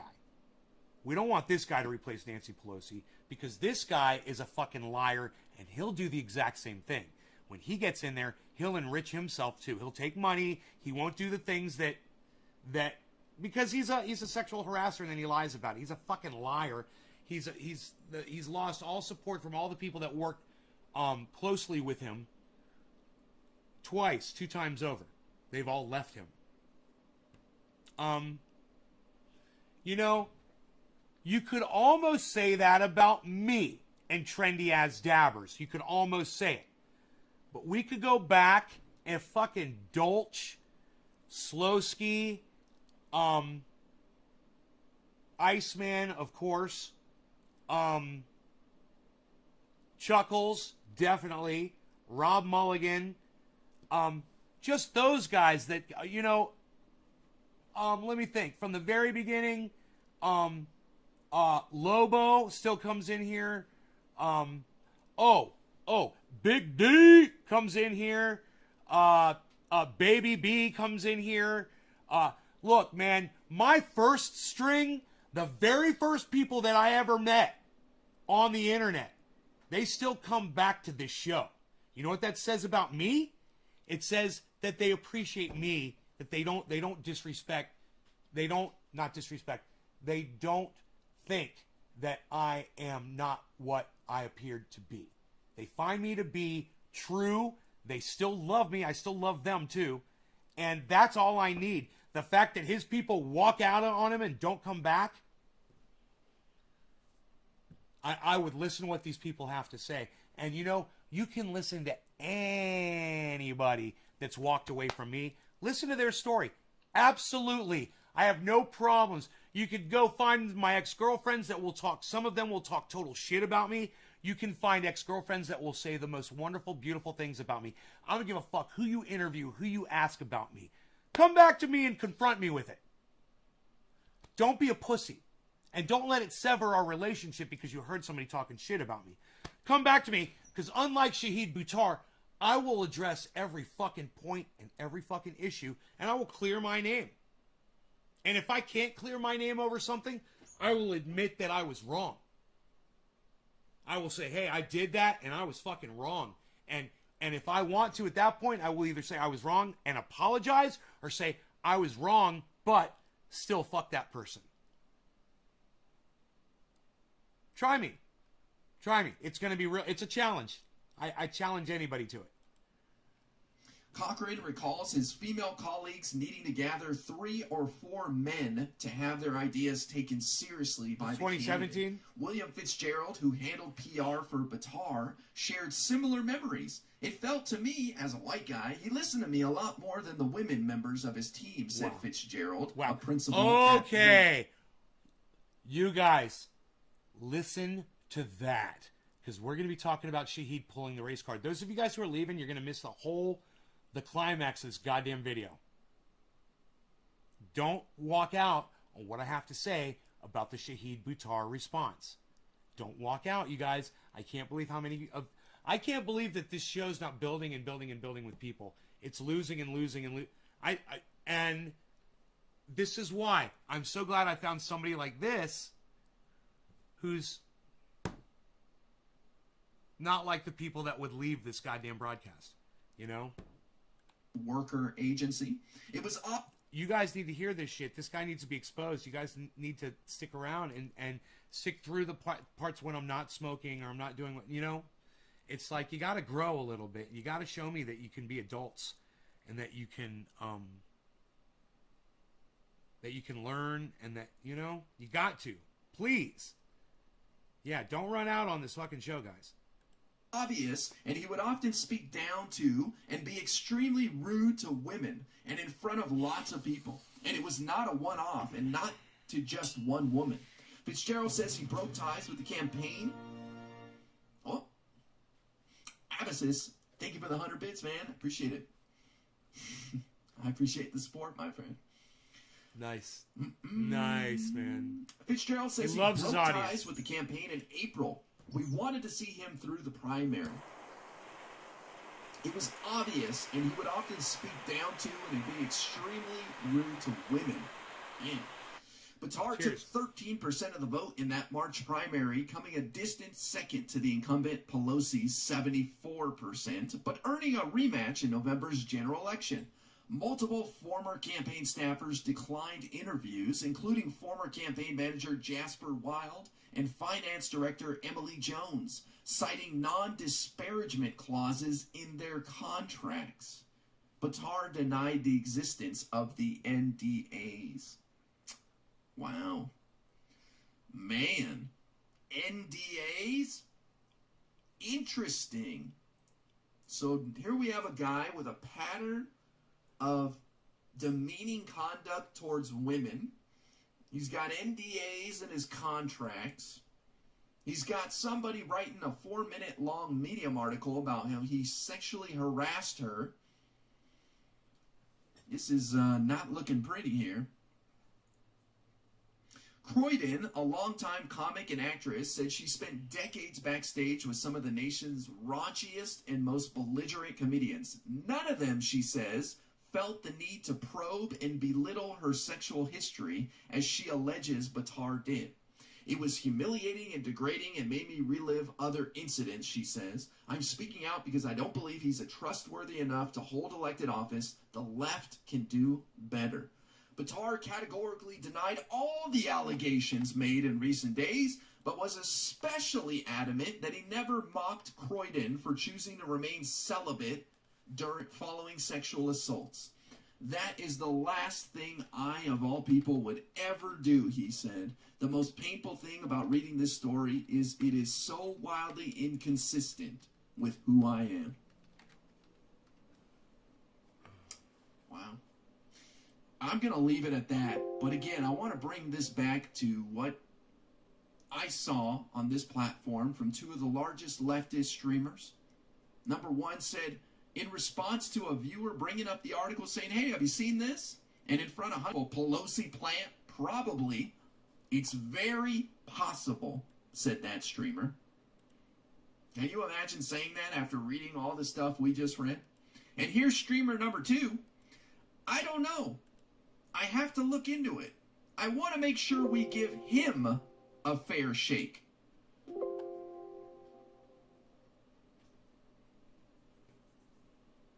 Yeah. Dylan, if you want, I will send you timestamps to VODs. I'm not going to do that publicly because I'm not going to play that game that other people do. But I think it's important that us content creators know what's being said out there because Lord knows we were dragged through the dirt. I know I was. Fucking Windows 10 sucks my dick. My simple, neutral position on Joe Biden's accusations, right? That's it. I just said, look, we got to see what's going on. He hasn't been charged. This is brave of this woman to come forward. We got to see what this all adds up to, etc. We got to hear what's going on. Fuck you. Fuck should them. Listen. Windows 10 sucks my dick. Let me tell you. Was I blasted not? It wouldn't save my notepad because it had the candlesticks saved on it. So it said, you got to save it as a ANSI. So you got to go into this window and select ANSI. So I go to this window, ANSI is already selected. But I check the window, there's nothing else that says ANSI. So I click OK, and it says, not saved. I went through that 3 or 4 times. That's Windows 10. That's an engineer over at Windows 10 putting his tiny little pea-sized nutsack on software because his little fucking freckled face thinks he's gonna fucking make it better. Be an engineer. Be an engineer. Non-stop for that. God forbid. And yet, people who blasted me said that we should always listen to people when they come forward. We should always take them seriously. Well, that doesn't sound like these two people are taking these accusations very seriously to me. Drop their names, have no fear, says Teddy something. Doesn't do me any good to do so. The whole thing sounds mundanely, sickeningly credible. So why do I speak up with all this? Exactly. It sounds mundanely, sickeningly credible. Because, like I said, she never said he groped me. And if she wanted to fucking take his ass out, she could say he did all kinds of things. You know? He said, she said, bro. But she said basically, you know, he was just so inappropriate with me. He said this, he said that. I was here, we were there, blah, blah, blah, blah, blah. But it was creepy. The guy's a creep. Then all the allegations from his office and the fact that he's lost 2 complete groups of staff members in his office. Bad enough. Now, let's go to what I told you. Now we're going to bring up the thing from Shahid Buttar that you guys got to fucking hear because it's fucking a priceless. Hey, Heavy P, do I ever take my torches apart? Bro, this is my same torch. I've had the same torch for years and years and years. There's no need to take this one apart. It hasn't broken. If it ever broke, I'd just buy another one. They deserve my money because this thing has been so reliable. It's the Big Shot GT 8000. Everyone from Blazer, everyone should have one of these. Because you could do so much with this, you know, not just... I use it for other things, not just dabs. It's important.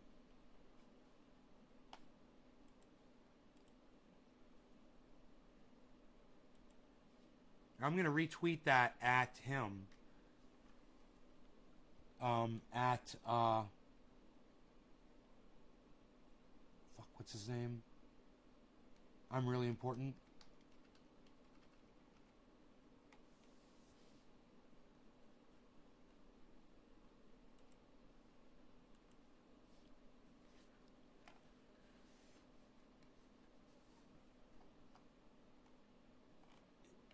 Yo, I love that you're retweeting, Doc, but when you just at retweet and you don't retweet at anybody, it's no one's really going to see that. I would so much rather you do a quote tweet and tweet it at people.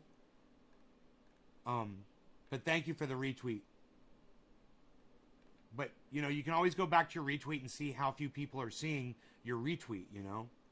And if you want people to see it, send it to people. Send it to Trendies, man. Send it back to all of my accounts.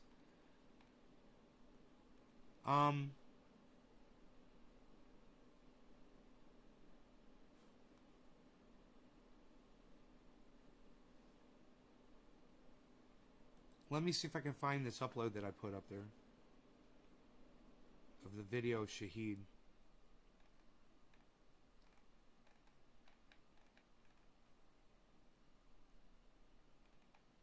Okay, I don't see it. Nobody's retweeting it at me. Human garbage, Nick Brown. Nick Brown, thank you, buddy. Nick Brown, because Nick Brown retweeted the tweet at me, I was able to find the tweet. So, here, I'll retweet this. Thank you, Nick. God damn it, man. I wish everybody would do this shit. I'm going to retweet this. Nay's Garden.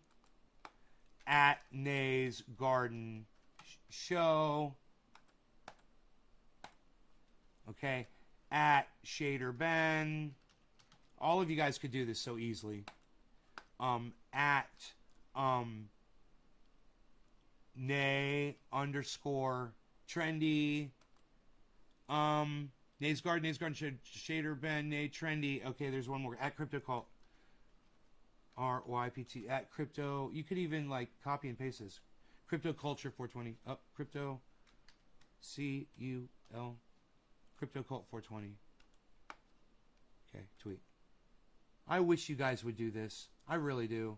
I wish you guys would get on Twitter and fucking retweet my shit. I can't believe so few of you will do that. But, it's too fucking goddamn bad, man. You know, hopefully it'll build up one day. We'll see. I wish you guys would just fucking put forth the effort. This video that I put up, what about the sexual harassment allegations? They attacked me because I'm brown. I've never heard a clear admission of guilt in my life. This guy is straight human garbage. Has 2 likes, I guess. And 2 retweets, and I'm one of them. Bitcoin's down to 33.8. Oh, that sucks. Maybe it'll go back up soon. But anyway, I want you guys to hear this response from Shahid Buttar. So here we go.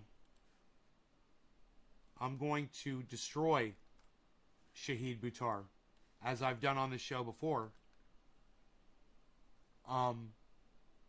But this time I'm really going to destroy him. So, those of you guys that waited, here you go. I mean, these were attacks straight out of the Jim Crow South.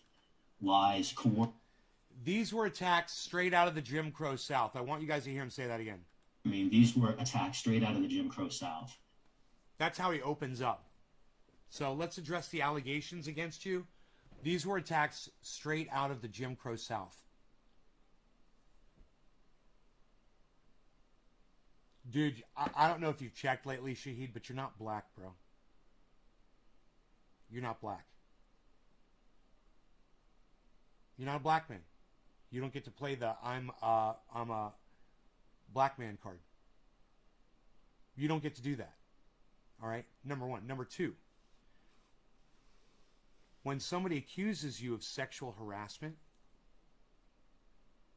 or sexual allegations of any kind, who cares anything about the color of your skin? So, what if you're a white guy and she was doing it? It wouldn't be Jim Crow allegations? Let's just say some creepy white guy that looks just like you was doing the exact same thing, and he was running for Congress against Nancy Pelosi. And she came out and said, hey man, this guy was fucking creeping on me. You don't want him to be fucking president. He's not worthy of, you don't want him to be, in a position of power. He's not worthy of that at all. He's not worthy. He's a fucking liar. His character is flawed.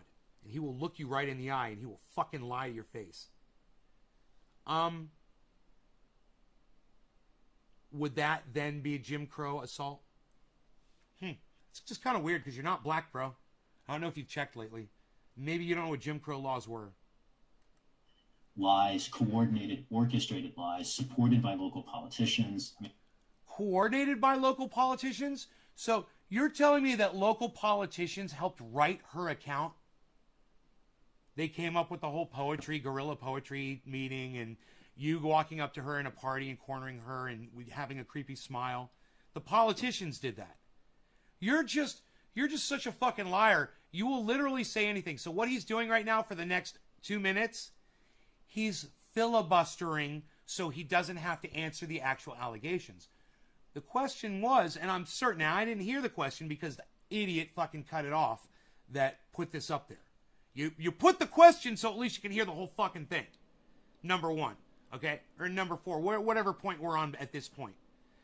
I'm assuming the question was, what is your response to the allegations that were made against you?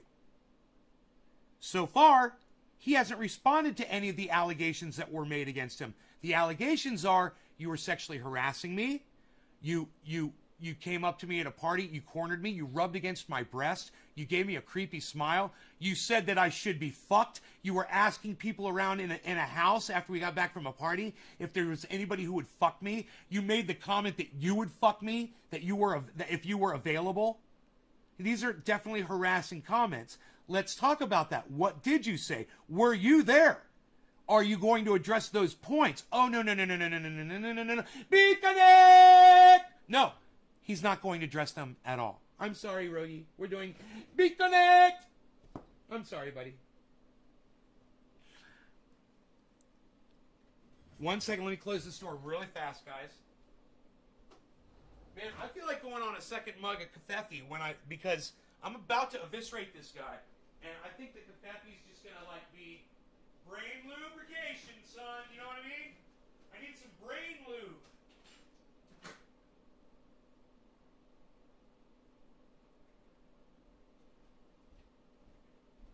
Beat Connect! No. I mean, it's dark, and I'm quite eager for some journalists to finally write the story. I mean, I think there's a Pulitzer Prize here for whoever will actually dig in and uncover the plot. It's been pretty much uncovered, Shahid. It's pretty much been uncovered. People have gone out. They've risked their own personal reputations, who they are, by going public with their stories about you. That means any of those people in the future want to do anything, like get a job, have a reputation, go on a podcast, or just have a social life, they have to answer to everything that they say about you. And if it's all lies, this is your big opportunity to speak out against those allegations point by point. There's many allegations. Let's hear you address just one of them. And the whistleblowers themselves, having been silenced for as long as they have been, they're seeking their own channels now to tell their own experiences. What? The whistleblowers themselves? Who are the whistleblowers? Whistleblowers themselves, having been silenced for as long as they have been, they're seeking their own channels now to tell their own experiences. And what, their own experiences about what? What whistleblowers? Who? Shahid, who are you talking about, and what experiences are you referring to? No idea, and he's not going to say. I'm grateful to all the San Franciscans who saw through the law. No, we see through you. Us San Franciscans, bro, we see through you. Understand it. We see right through you. Lies, and it was pretty transparently obvious to me as the subject of them that it was all done in bad faith. It was all done in bad faith. It was all done by politicians. It was Jim Crow. This is a racist attack on me, he says. Still, not a peep about a single allegation that was made against him. As I said before, hey man, I'm not a lawyer. My mother just always used to tell me I'd make a great one when I was a kid. And if someone made a sexual allegation against me, I would go point by point because I'm innocent. So I would say, okay, well, let's just go through it, point for point. You say what you claim I did, and let's see how much I can take it apart. Okay? That's what I would do. The first thing Shahid should have done, if he was innocent, is say, okay, now the date of these things, this is where I was on that date, and here's a receipt, here's a video, here's a photograph of me with a different group of people, here's me in a different state, a different city, a different whatever. I can literally just prove I was somewhere else. That's the very first thing I would do.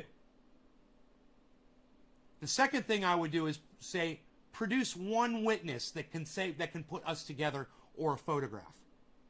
I mean, I would just go through this. It would be very simple. He's not doing any of that. The reason why he's not doing it is because he's guilty of these allegations, obviously. And for anybody to put this motherfucker on their podcast without completely shredding him and ripping him apart and forcing him to actually address allegations point for point is just as guilty. I'm sorry, guys. I'm sorry. I know he appears on my favorite podcaster shows, but they are fucking guilty of this, man, and I will call them all out. That's why I love this guy. I'm Really Important. That's his channel name. I'm Really Important, because he is not fucking pulling punches on this bullshit. I'm glad to see as many people have recognized that, chime on. I wish the journalists practiced ethical journalism, and I think if they did, none of this would have been an issue, because all of these stories were political. If people practiced journalism, none of this would have. Really? If people practiced real journalism, really? Because at last I heard, if a woman wants to make sexual allegations against a man in public, she can do so anywhere.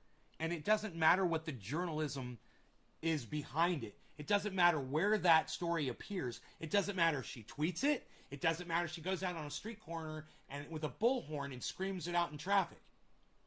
The story is out there for everybody to hear, and the source of it doesn't matter. So the fact that he's even bringing this up is more blah, blah, blah, blah. Why are you talking so much filibustery? Answer the allegations. Politically motivated. And just to be clear, to accuse people of color of... Oh, see, so he's people of color. He wants to throw that out there. So all the people of color, he's trying to win you over. So are there any people of color watching this show right now? If you are a person of color, go ahead and let me know. Press number 1 in my live stream if you're a person of color. I'm looking at you, Enoch. Anybody else? Anybody else a person of color in here?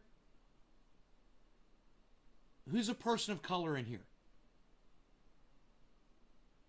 I'm going to ask you a question.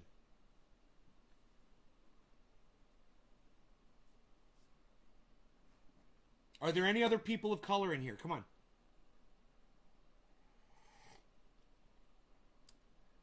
Okay, well, if there were, and in the future I know there will be, people of color watching this, my question to you is this.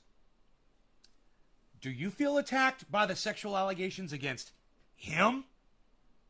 Do you feel attacked by the personal allegations against him? You being a person of color. Well, that's what he's saying. Listen. To be clear, to accuse people of color. Do you people of color... Enoch, where are you? Is there anybody in here? Latino? Nobody?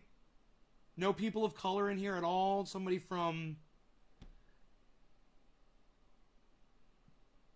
You know, I always have Brazilians watching. There's always people from other countries watching. There's got to be people of color. No, not a single person. Heavy P? Yeah? There you go. Do you feel attacked, bro, by the sexual allegations against him? Do you hear what he just said? Of sexual misconduct for political purposes is no less racist than burning a cross on someone's lawn. So, when people accuse anyone of color of sexual misconduct, it's like burning a cross in someone's front yard. I'm going to let him say that a few times so you guys will let that sink in. Oh, Steve, you're half Asian. There you go. You're a person of color. There you go, brother. I'm 1% Iberian Peninsula. I'm a person of color.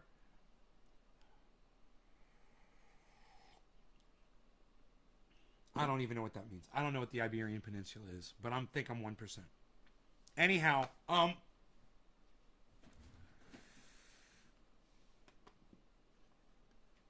my buddy said, no, he's Mexican. Half Asian. That's fucked up. Yeah, I have Spanish. Heavy P. There you go. There you go. So do you guys feel attacked when anybody of color anywhere is accused of sexual assault? Do you guys feel like it's like somebody burning a cross on somebody's front? Because let me tell you something. Burning a cross on someone's front yard is an affront to the entire country and the entire world. You being accused of sexual assault doesn't affront anybody, doesn't insult or offend anybody. And you trying to say that it does makes you a cuck bitch. You guys need to recognize me. You guys need to recognize how right I am on this. That I've been right about this guy all along. You guys need to give me some fire in the goddamn chat. You guys need to share this around more. There should be 1,700 people here watching this show, not just 17. This is fucking pathetic. There should be more people here watching. I'm serious. Because I am destroying this motherfucker, and we're 57 seconds in. There's still another minute left of this. A minute and a second left of this. It's not over. Go ahead and share this, guys. Get some people in here, man. Make me proud, because I'm about to destroy this guy. I'm about to take his balls, as tiny as they are, put them on a fucking anvil, and slam them with Thor's fucking hammer like they deserve to be. This guy should have his dick cut off, as far as I'm concerned. He's a menace to society. He's a fucking monster. And that's what the entire Democratic Party in San Francisco, and I'm talking about from the bottom to the top, was complicit in. He said the entire Democratic Party of San Francisco was all in on it to have one woman accuse him of sexual allegations. Let me tell you something, motherfucker. You present yourself like a cuck, clown, bitch. My apologies to all the clowns out there. You know who you are. I love y'all. You wear fucking clown-ass glasses. You wear your hair like a clown-ass bitch. You got a clown-ass fucking beard on your fucking face. And you look like a fucking idiot. 9 times out of 10, you're wearing a fucking pink Oxford and a green tie. You're a fucking clown bitch. You want people's support. You should have taken yourself a little bit more seriously. And I may have given you a little bit more listening to, but I still would have come to the same fucking conclusions. Bro, you don't even take yourself seriously. You're in it for the money. You're clowning yourself and the rest of the world so you can get money. That's all you're trying to do. And you're a fucking clown cunt bitch. And is that okay? I think it. Is that okay, Billy, that I'm saying that? Is that okay? I don't want to offend you, bro. The Jim Crow South. Lies, coordinated, orchestrated lies, supported by local politicians. I mean, of sexual and racist than burning a cross on someone's lawn. And that's what local purpose is no less racist than burning a cross on someone's lawn. This is no less racist than burning a cross on someone's lawn. Use people of color of sexual misconduct for political purposes is no less racist than burning a cross on someone's lawn. Of sexual misconduct, accuse people of color of sexual misconduct for political purposes is no less racist than burning a cross on someone's lawn. And just to be clear, to accuse people of color of sexual misconduct for political purposes. Let me just say this so you guys get it. Oh, I will accuse you of whatever people accuse you of for political purposes. I don't give a fuck the color of your skin. And I'm not burning crosses on anybody's yard, motherfucker. I'm totally accusing you of what you did, of what you know you fucking did, because you won't respond to it, for political purposes, so you won't get elected, because I don't want you to be a leader in my fucking district, because you're a cunt, rapist, bitch! Period! So, if you want to accuse me of burning a cross on someone's yard because I agree with somebody who's accusing you of sexual harassment, I challenge you, Shahid Buttar, to a cage match. Me and you. No rules. We can do it publicly. We can do it privately. I don't give a fuck. You're probably a foot taller than me. You got reach advantage. Let's fight it out. I'll fight for all the people that left you, for the woman that's accusing you of sexual harassment, and all the people like I'm Really Important, all the people out there, I'm Really Important on YouTube. You guys check him out on YouTube. He really helped me out a lot with this. I don't know if he realizes what a great help his video was, but please check out I'm Really Important on Twitter. Follow him on Twitter. Let him know I sent you, and check him out on his YouTube channel too. Please follow him. Sign up for notifications. I'd love to see you in one of his live streams. And I'd love to get him on this show for an interview. But to accuse me of being the type of person that would burn a cross on somebody's front yard because I support allegations that this motherfucker refuses to answer to point for point, let's fight, bro. Those are fighting words. Let's fight. Take your fucking glasses off, and I'll even fight you with my fucking hair down. Let's fight. I'm ready. What do you say? You want to do it? Let's do a public cage match. No rules. Me and you. Last man standing. I promise you this. I won't fucking kill you. And when I knock you out, I'll fucking lay you out straight so you can breathe. I promise you that. The fight's going to take 3 seconds. And it'll be over quick. I promise you that. But let's do it. Let's do a public cage match. Me and the fucking sexual harasser. Alright? Me and the fucking misogynist.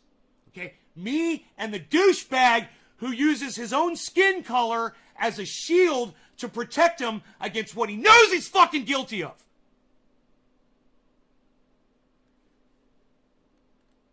Is no less racist than burning a cross on someone's lawn. And that's what the entire Democratic Party in San Francisco, and I'm talking about from the bottom to the top. And you guys, I'm not, don't consider me part of the Democratic Party. He's accusing anybody that uses this politically, which I am. I'm using these allegations politically against him. I don't want him to be voted for. I don't want him to be supported. And I want all of you, all of my friends, and even the people that don't like me, you should fucking hate this motherfucker even more, right? To go out and just share his words. You don't have to include me, you guys. You don't have to make me famous. Make this motherfucker famous for what he's doing, for the fact that he's not addressing these issues point for point, which is what anybody would do. When you see someone like Donald Trump or Joe Biden or this fucking cuck bitch right here, this cunt right here, refusing to take the allegations point for point, they are fucking guilty as charged. It would be very easy to prove your innocence, but you can't because you're fucking guilty. That's why people don't take things point for point. Was complicit in. And, you know, as much as I think it limited our results in 2020, in this moment of racial reckoning, I'm quite proud to stand on this hill, you know. In this moment of racial reckoning, I'm quite proud to stand on this hill. So he's taking this moment of racial reckoning and he's claiming to be the champion of all of it. Because he was racially profiled and targeted by the evil Democratic Party of none other than San Francisco.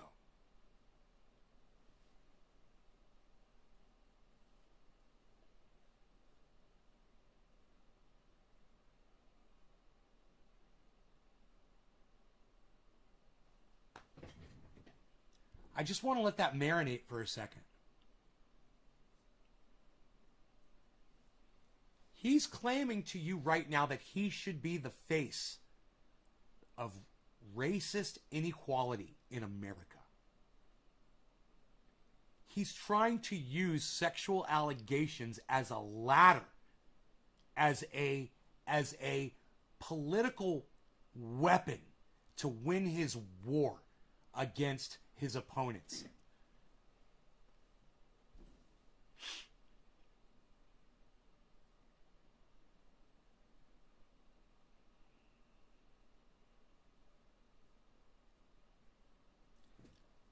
You know, I've heard of playing the race card. This guy is licking the race card's pussy. He ain't just playing it. You know, I grew up in rural Missouri as an immigrant, as a Muslim immigrant, and I've been mugged by police in Chicago. I've been called Osama by people passing protests out of their pickup trucks, and never have I been treated. Okay, and let me just say this. That's fucking horrible, but hey, man, welcome to the club, okay? I've been called Osama on my podcast many times. So, get the fuck over it, you little fucking pussy, okay? I've been called other shit, too, based on, you know, my bloodline. Get over it, you fucking pussy.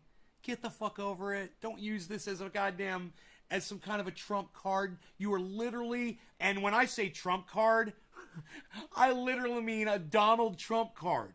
He's literally doing the exact same thing that Donald Trump did. Just lie to your face and keep repeating the lie, and eventually you'll get so tired you can't keep up with them anymore. You can't keep up with all the fucking lies. And he is Donald Trumping your ass. And he's appearing on all of my favorite podcasters' podcasts, and they're fucking ignoring this. So this is what I want you to do. I want you to go ahead and retweet this at Jimmy Dore, retweet this at Miserable Lib, retweet this at Ron Placone, retweet this at Graham Elwood, retweet this at Lee Camp, retweet this at everybody you can think of that I've ever had on this show. Retweet it at every fucking righty. Retweet it at Katie Halper. Retweet it at activist Eleanor. Retweet it at every possible. Retweet it at Tim Black. Okay? You guys do that for me, and I will keep doing this for you right now. In any way, even remotely comparably, in terms of the racism that I encountered, to how I experienced the institutional press and even the independent press in San Francisco as a congressional candidate. He's talking about the racism and the persecution that he's experienced. So let's just break that down for a second. He's literally spending filibustering time right now on this question when asked about someone who is claiming that they suffered sexual harassment, a victim. And instead of talking about the victim, he makes himself the victim of other stuff during the conversation, which isn't even part of the conversation. But that's what he's doing. And I want you to hear the filibustering going on there. Listen to the filibustering. Chicago, I've been called Osama by people passing protests out of the... Quite proud to stand on this hill. You know, our results in 2020, in this moment of racial reckoning, I'm quite proud to stand on this hill. You know, I grew up in rural Missouri as an immigrant, as a Muslim immigrant, and I've been mugged by police in Chicago. I've been called Osama by people passing protests out of their pickup trucks, and never have I been treated in any way, even remotely comparably, in terms of the racism that I encountered, to how I experienced the institutional press and even the independent press in San Francisco as a congressional candidate in 2020. And you know, I see it as for me, a moment of learning, an opportunity. You know, I got racialized last year in a way that I never had been before, and that opened my eyes to a great many things. And I do expect it to make me a better representative when I have the privilege and honor of casting votes on behalf of my city in Congress. I mean, these were attacked. 50 fucking seconds. That guy for out of 2 minutes, for over 50 seconds, because he said it before too. When he was talking about, you know, when he's talking about burning a cross on someone's yard. This is bad as burning a cross on someone's yard. No, it's not. I don't care what color your skin is. I will back up anybody that says that you sexually harass them if you refuse to address the allegations. If you do not address the allegations, then in my book, you're guilty. I will use that politically against you. That doesn't make me a racist. It doesn't make me a monster. It makes you a race card playing cuck bitch. That's what you're doing. You're a pussy, okay? You're a fucking coward, okay? And you can't just face it. And if you had just faced it and you'd kept it real with us, I think you'd get some more support. But you're too much of a fucking pussy, and you've been a liar your whole fucking life, and you can't stop fucking lying, and that's all you're going to keep doing is lie, lie, lie, lie, lie. Now, what I want you guys to do is I want you to listen to this whole thing uninterrupted for 2 minutes. I want you to listen to how many times he mentions racial shit, okay? I'm not going to stop it. And I want you to hear for the last 50 seconds of this 2 minutes, he literally only talks about racial injustices towards him. I mean, these were attacks straight out of the Jim Crow South. Lies, coordinated, orchestrated lies, supported by local politicians. I mean, it's dark, and I'm quite eager for some journalists to finally write the story. I mean, I think there's a Pulitzer Prize here for whoever will actually dig in and uncover the plot. And the whistleblowers themselves, having been silenced for as long as they have been, you know, they're seeking their own channels now to tell their own experiences. And you know, I'm grateful to all the San Franciscans who saw through the lies. And it was pretty transparently obvious to me as the subject of them that it was all done in bad faith. I'm glad to see as many people have recognized that, chime on. You know, I wish the journalists practiced ethical journalism. And I think if they did, none of this would have been an issue, because all of these stories were politically motivated. And just to be clear, to accuse people of color of sexual misconduct for political purposes is no less racist than burning a cross on someone's lawn. And that's what the entire Democratic Party in San Francisco, and you know, I'm talking about from the bottom to the top, here we go, was complicit in. And you know, as much as I think it limited our results in 2020, in this moment of racial reckoning, I'm quite proud to stand on this hill. You know, I grew up in rural Missouri as an immigrant, as a Muslim immigrant, and I've been mugged by police in Chicago. I've been called Osama by people passing protests out of their pickup trucks, and never have I been treated in any way, even remotely comparably, in terms of the racism that I encountered, to how I experienced the institutional press and even the independent press in San Francisco as a congressional candidate in 2020. And you know, I see it as for me, a moment of learning, an opportunity. You know, I got racialized last year in a way that I never had been before, and that opened my eyes to a great many things, and Bullshit. I do expect it to make me a better representative when I have the privilege and honor of casting votes on behalf of my city in Congress. I mean, these were...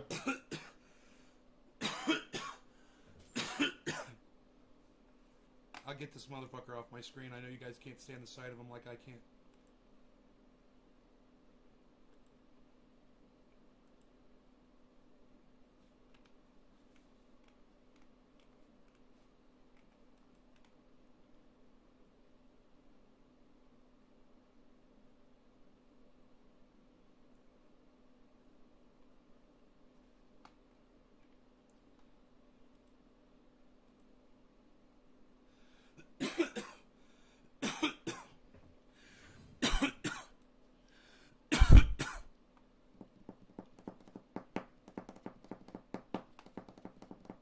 Nick Brown, thank you. Nick Brown, thank you. Retweeting. Graham Elwood, Nick Brown, thank you. Retweeting. Nick Brown, thank you. Retweeting that Ron Placone, thank you, bro. Jimmy Dore, yeah. Nick Brown, what? Come at me. Come at me, son. I'm going to retweet this one at all of mine. At Shader Ben, at Nays Garden, at Nays Garden Show, at Crypt CRYPTO Crypto Culture 420, at Nay underscore trendy 2 3 4 5, and yeah, I'm retweeting that. Holy shit. Nick Brown, thank you, brother. Human garbage is a compliment, right? Retweeting that, bro. Awkward rap. They attack me because I'm brown. Man, thank you, bro. Thank you.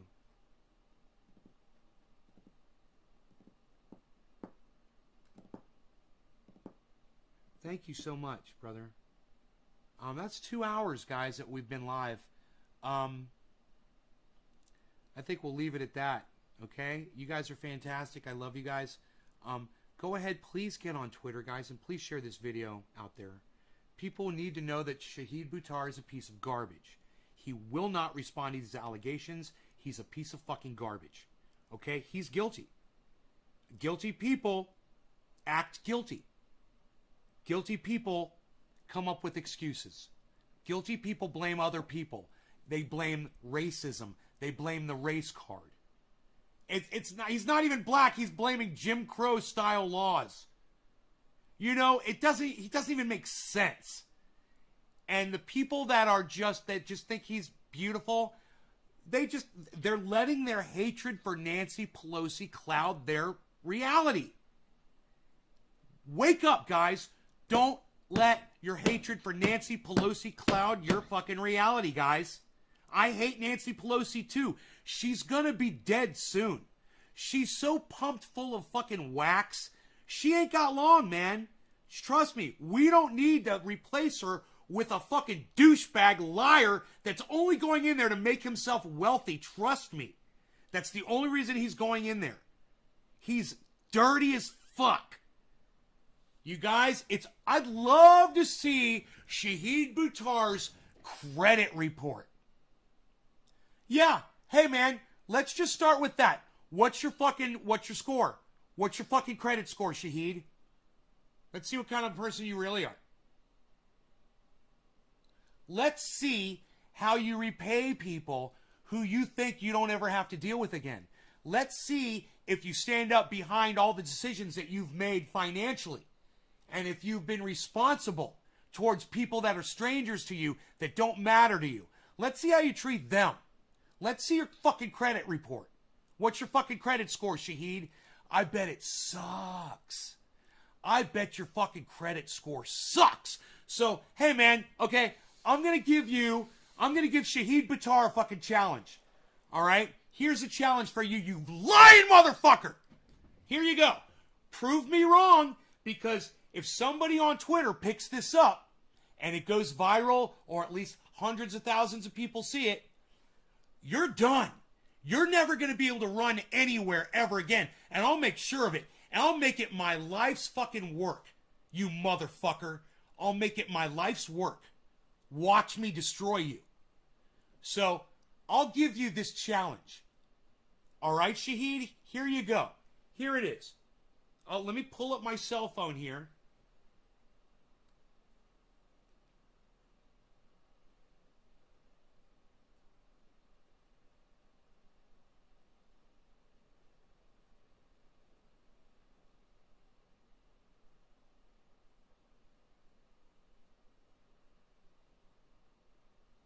And I say this. It's got to be creditkarma.com. I want to see Shahid Buttar's creditkarma.com credit score. That's it. That's the only thing I will accept. Creditkarma.com. Let's compare scores, motherfucker. All right? We'll see how reliable you really are. We'll see what kind of a fucking person you really are. All right. Here's my credit scores, you little fucking bitch. Here's my fucking credit scores, you little fucking cunt.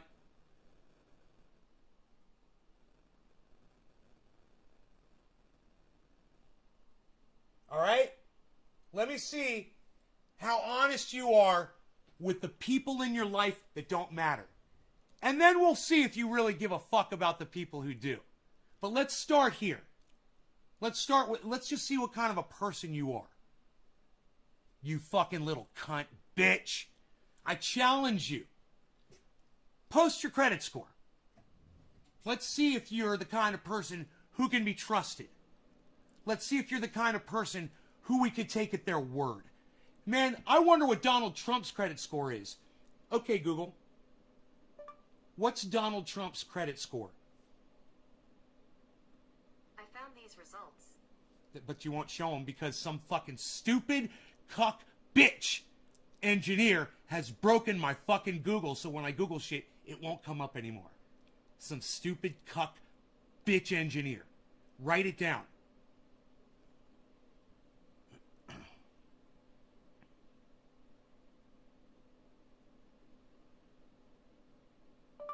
What is Donald Trump's credit score?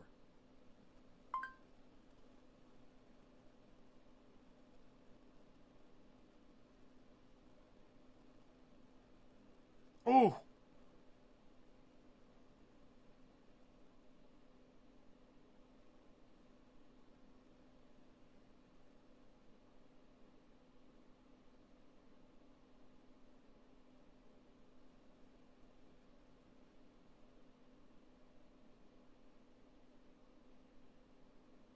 Dude, who is this?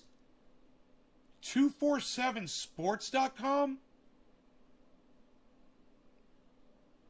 According to NAV, and I don't know who NAV is, the Trump Organization Incorporated's business credit score is a 19 out of 100.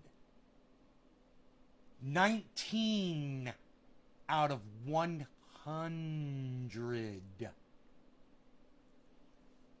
So you want to see if someone's a lying cuck bitch. Ask them for their credit score. You let me see your fucking credit score. Okay? And when I see your fucking credit score, when I see how you treat people that you think you can get away with shit with, right? Because let me tell you something. You ain't ever seen anybody get away with shit on people as much as fuck politicians do. They literally have a campaign where they ask you for money. You give them money because you hear them say what you think they're going to do for you. So you give them money. So then they take your money and they go around and they tell everybody else, hey, this is what I want to do. Give me your money. So more people give them money. So they're able to amplify that message with your money. Then they ask you for your vote, and you go and you vote for them. You tell your friends to vote, and you really work really hard to get people to vote for them, and you get them elected. and then they go into office, and then they don't do anything that they said they're going to do. Period. That's what politicians do. They go in, they take your shit, they take your money, right, to not do anything that they told you, that they lied to your faces and said that they were going to do. This is what they're all doing now. You know, I'll give Donald Trump credit for him literally doing the things, the fucked up shit that he said he was going to do, like build a wall. And he did. And it was shocking because what a waste of money that was. What a waste of fucking money and resources and time. And now we've got all of this steel sitting on the border. What a waste. What a fucking waste. But I've digressed, haven't I? You guys want me to get back to anything? You're just back from a very long, hot walk. Orcas swim, bro. That's the problem. You got to be swimming, bro. Get back in the ocean. Like a fat seal on an iceberg. Ugh. Trendy orca likes that. That's a tasty dish. Oh, is it a politician you wish?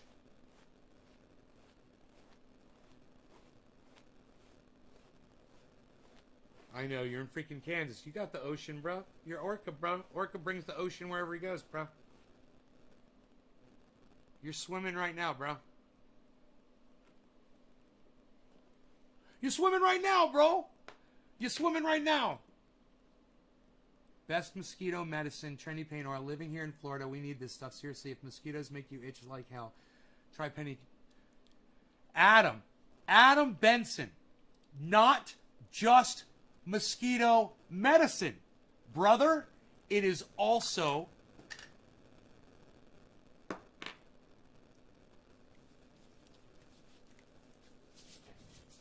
a mosquito repellent.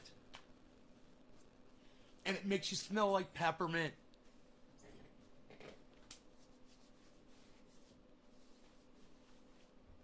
Mosquitoes fucking hate it. They fucking hate it. Go outside and watch them bounce off you. Rub this stuff on, just like I just did. And watch those. Griffin. Dude, will the thing open back up again? Will the chat open back up again?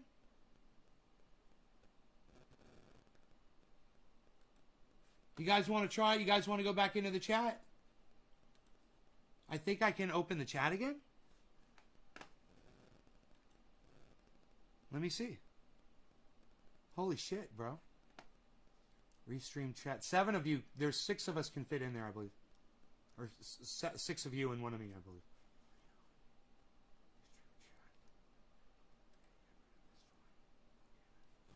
Let's start call. Here we go. I had to press start twice. You know, because an engineer over there. Waiting for others to join. Why won't it show my picture? What do I got to do here? Do I have to... Video settings. Let me just see if... It's so weird that it doesn't show me in the chat. What's up? Hey, Griffin. What's up, brother?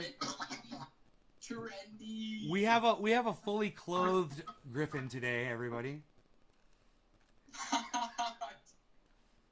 Here we go. Oh my. Oh. Can you see me, Griffin?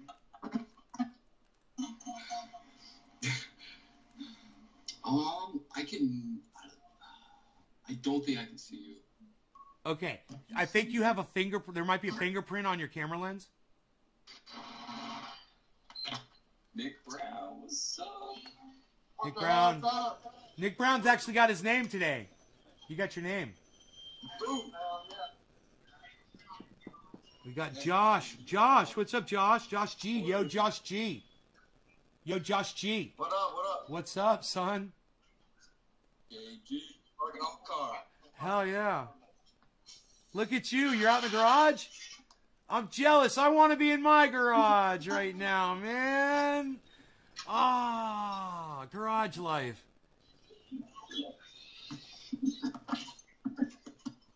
Turn video off.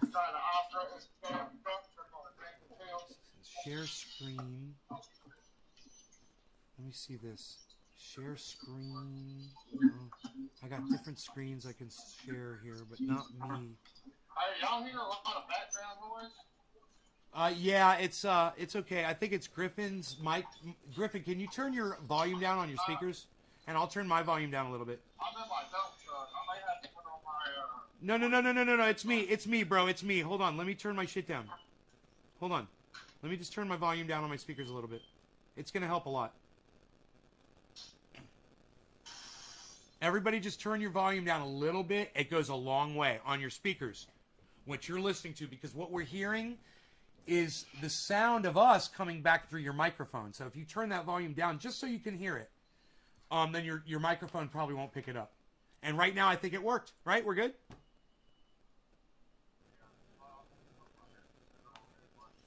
Okay, I'm going to turn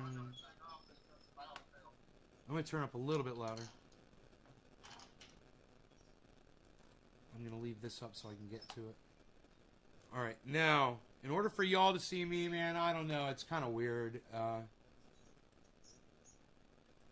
what's wrong with the bar?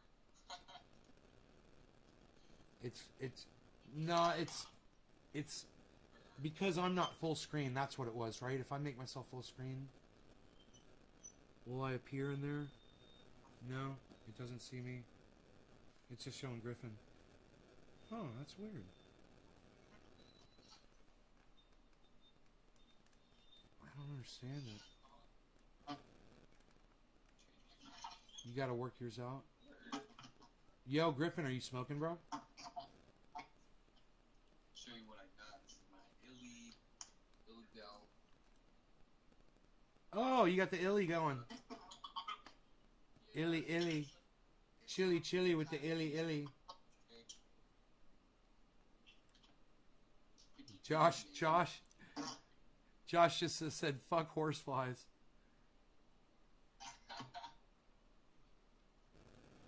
Fucking horseflies, man, they'll get you. I forgot where Rogie went. I found some beard balm. I found just a little bit of beard balm in my house. Bro, watching Nick drive the truck is crazy.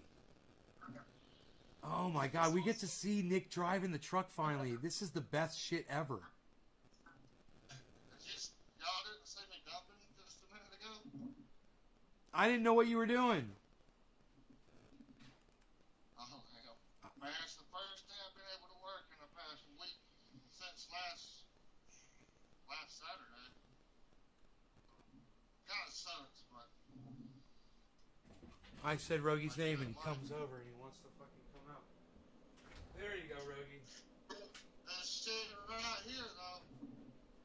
That's what I got. It's helping me out. Look at that! Some triage oil in the house. I got mine open. I keep my triage oil open. I could use it for... I got a burn. Very soon.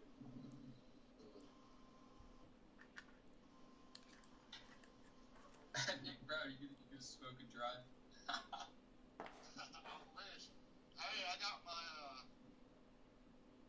little pen, though. Nice.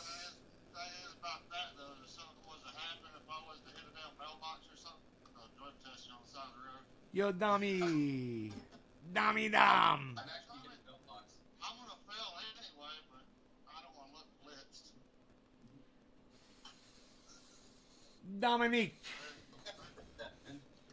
Hey, Dom, we're live in the Chizat again. Let me see. I give you a link. A special nice. A hin.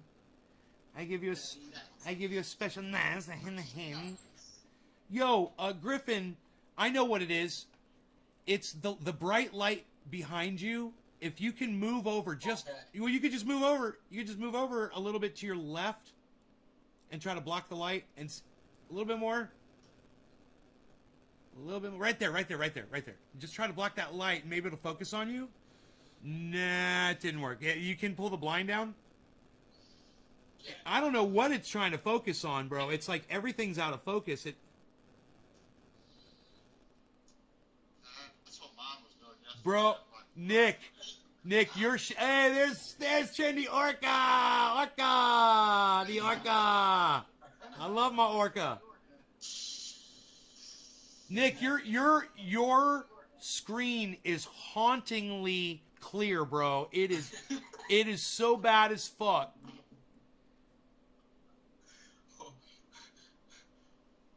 Let's go to large grid. iPhone.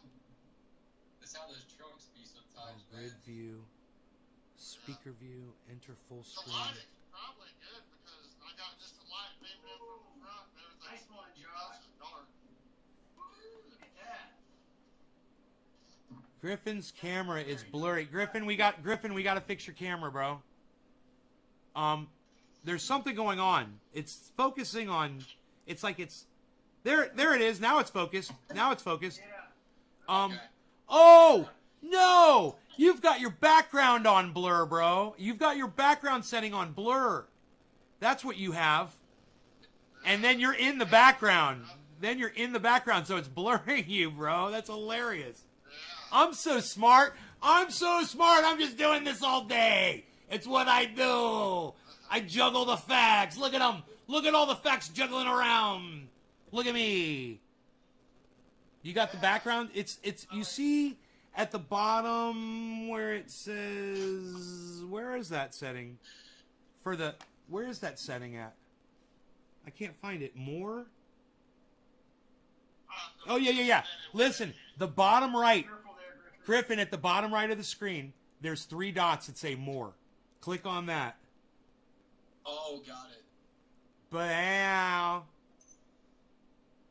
Oh, wow. He's in focus now, motherfucker. What? That shit's fixed. Now I got to get my face out of here. So let me do this. Here, I got this all figured out. I know exactly what I'm doing now. I got this layout.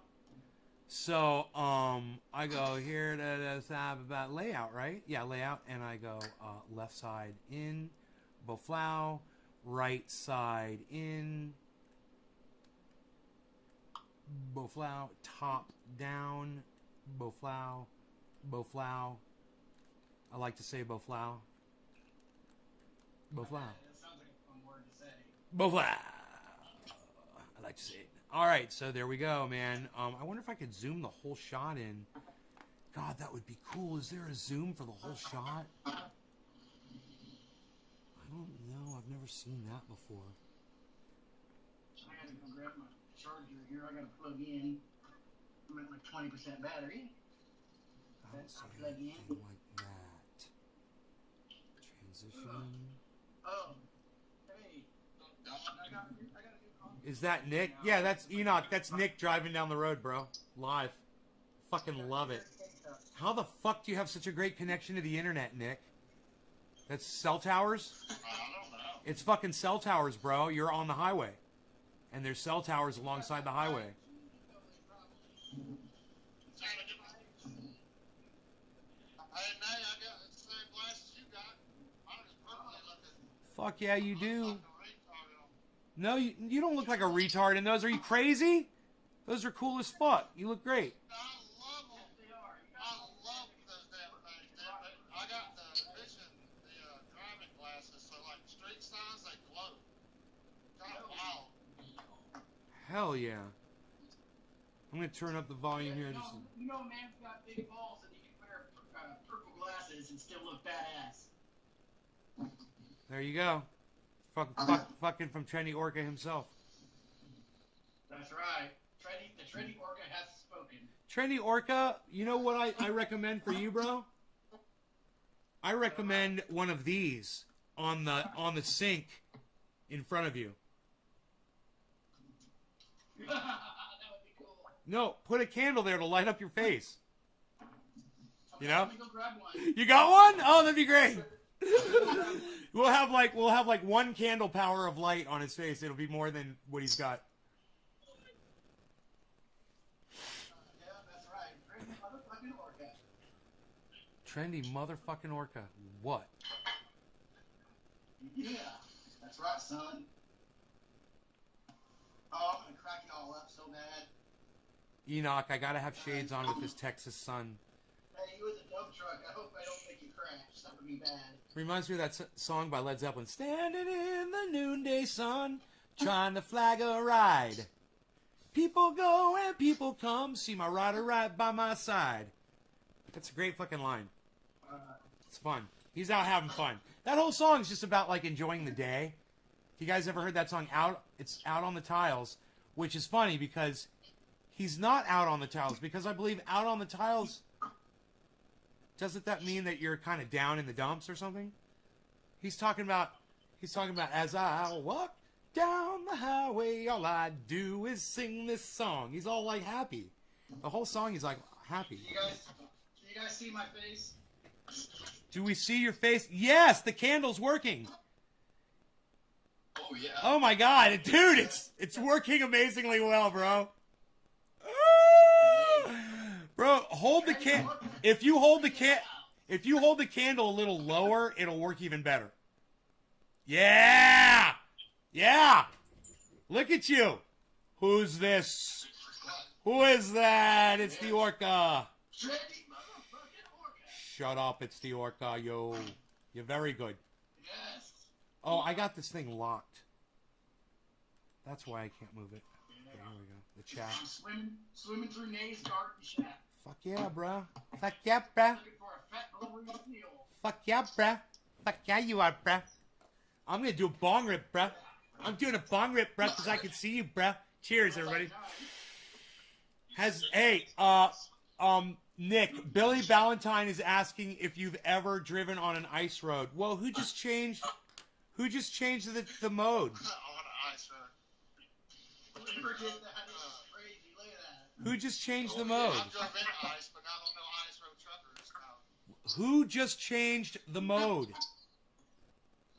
Believe it or not, these trucks, they get more grip when it's like I have no idea.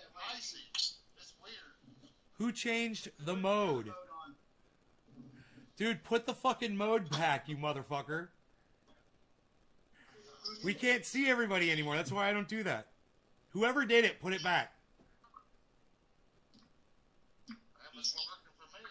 Jesus fucking Christ. I'll do it. What do you have us? Do you have us on the live? Yeah. You guys do not realize that we're live on the internet right now. I'm being broadcast to 17 channels, right? You know that, right? Hell yeah. Yeah, okay, cool. All right. Yeah, we're live. Who dis? Heavy!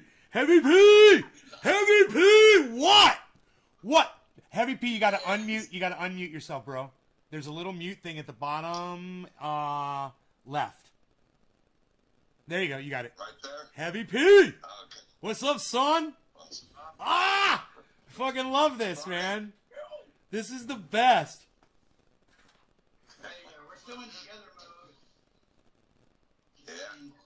No, we're in grid view, bro. On my show, we're in grid view, but somebody had switched it. And what I didn't know was that I guess you guys have the ability to switch the mode. So remember, if you do that, you're gonna dump everybody on the show if you fuck with that setting. So for some reason, it does it for everybody, I guess. Well, how do you get it off?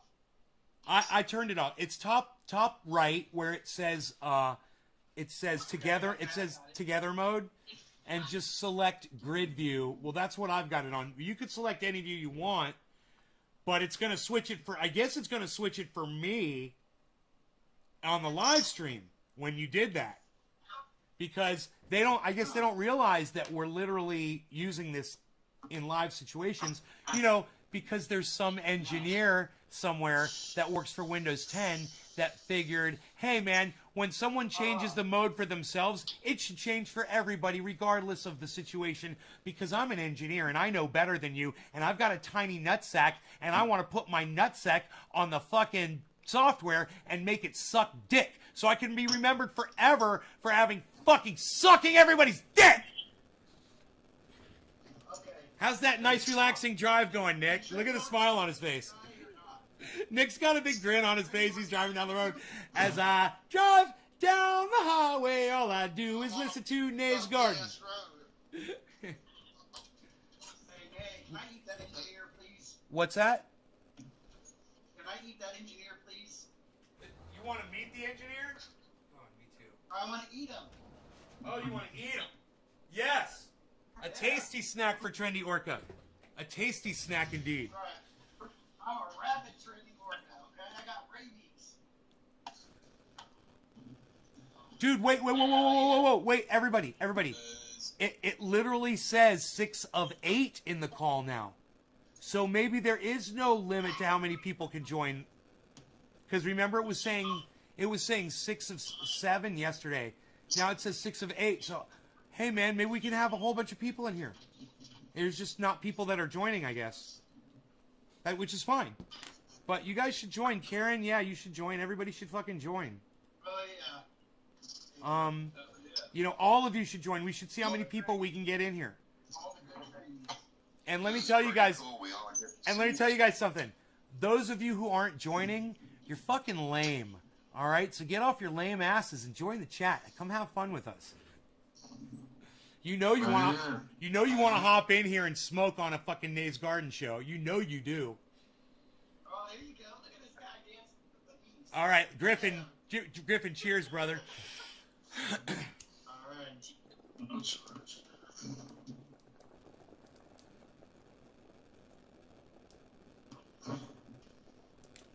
Where's he out on the road? Where you out on the road? Georgia.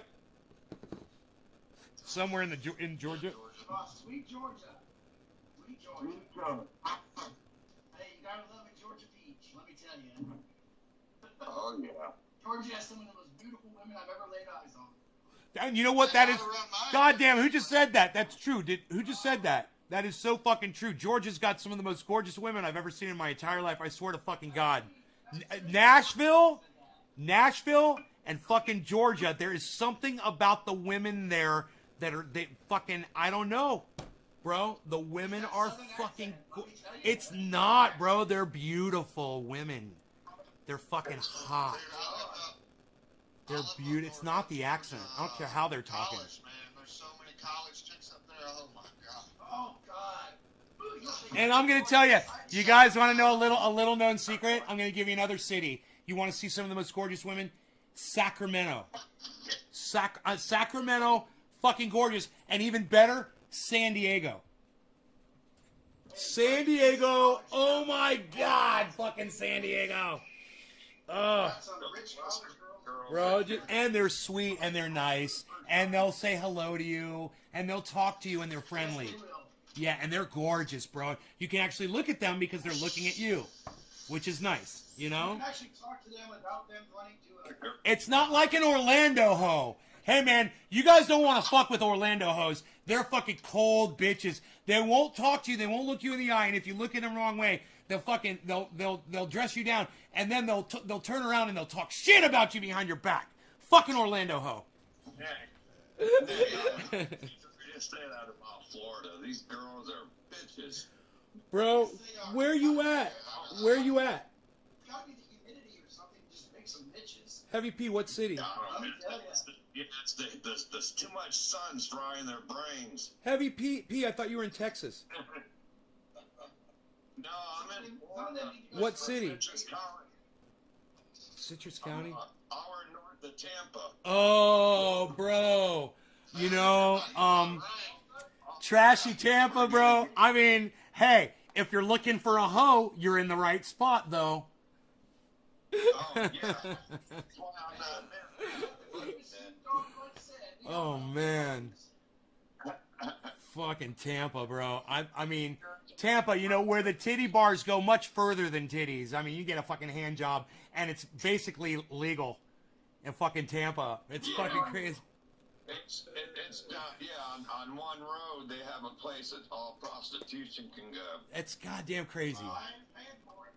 Welcome to Tampa, boys. Welcome to Tampa. It's like the Tijuana of America. Tampa's like the Tijuana of America. Tijuana. Tijuana. Yeah. Hey, even Miami's like that. It's like going to Karen, stop being a little bitch and come into the chat with the boys. You know you can salt it up. You know you can salt it up with the best of us. Come on in. Come on, Karen. I won't bite. I won't bite. There's no excuses, Karen. I'm driving a damn dump truck. No shit, man. I mean, look at Nick, and he's actually participating, and he's on video, and he's driving. Hey, I'm camming by candlelight here, all right? You know what I love about Nick? This is what I love about Nick. He's got one headphone off the ear so he can hear traffic and he's being safe. And it's even the ear that's facing traffic. I fucking love it. Hey, everybody give a shout out to him. Being safe. Give him a shout out. Gotta be safe. Fuck yeah. You know, there's a real working man.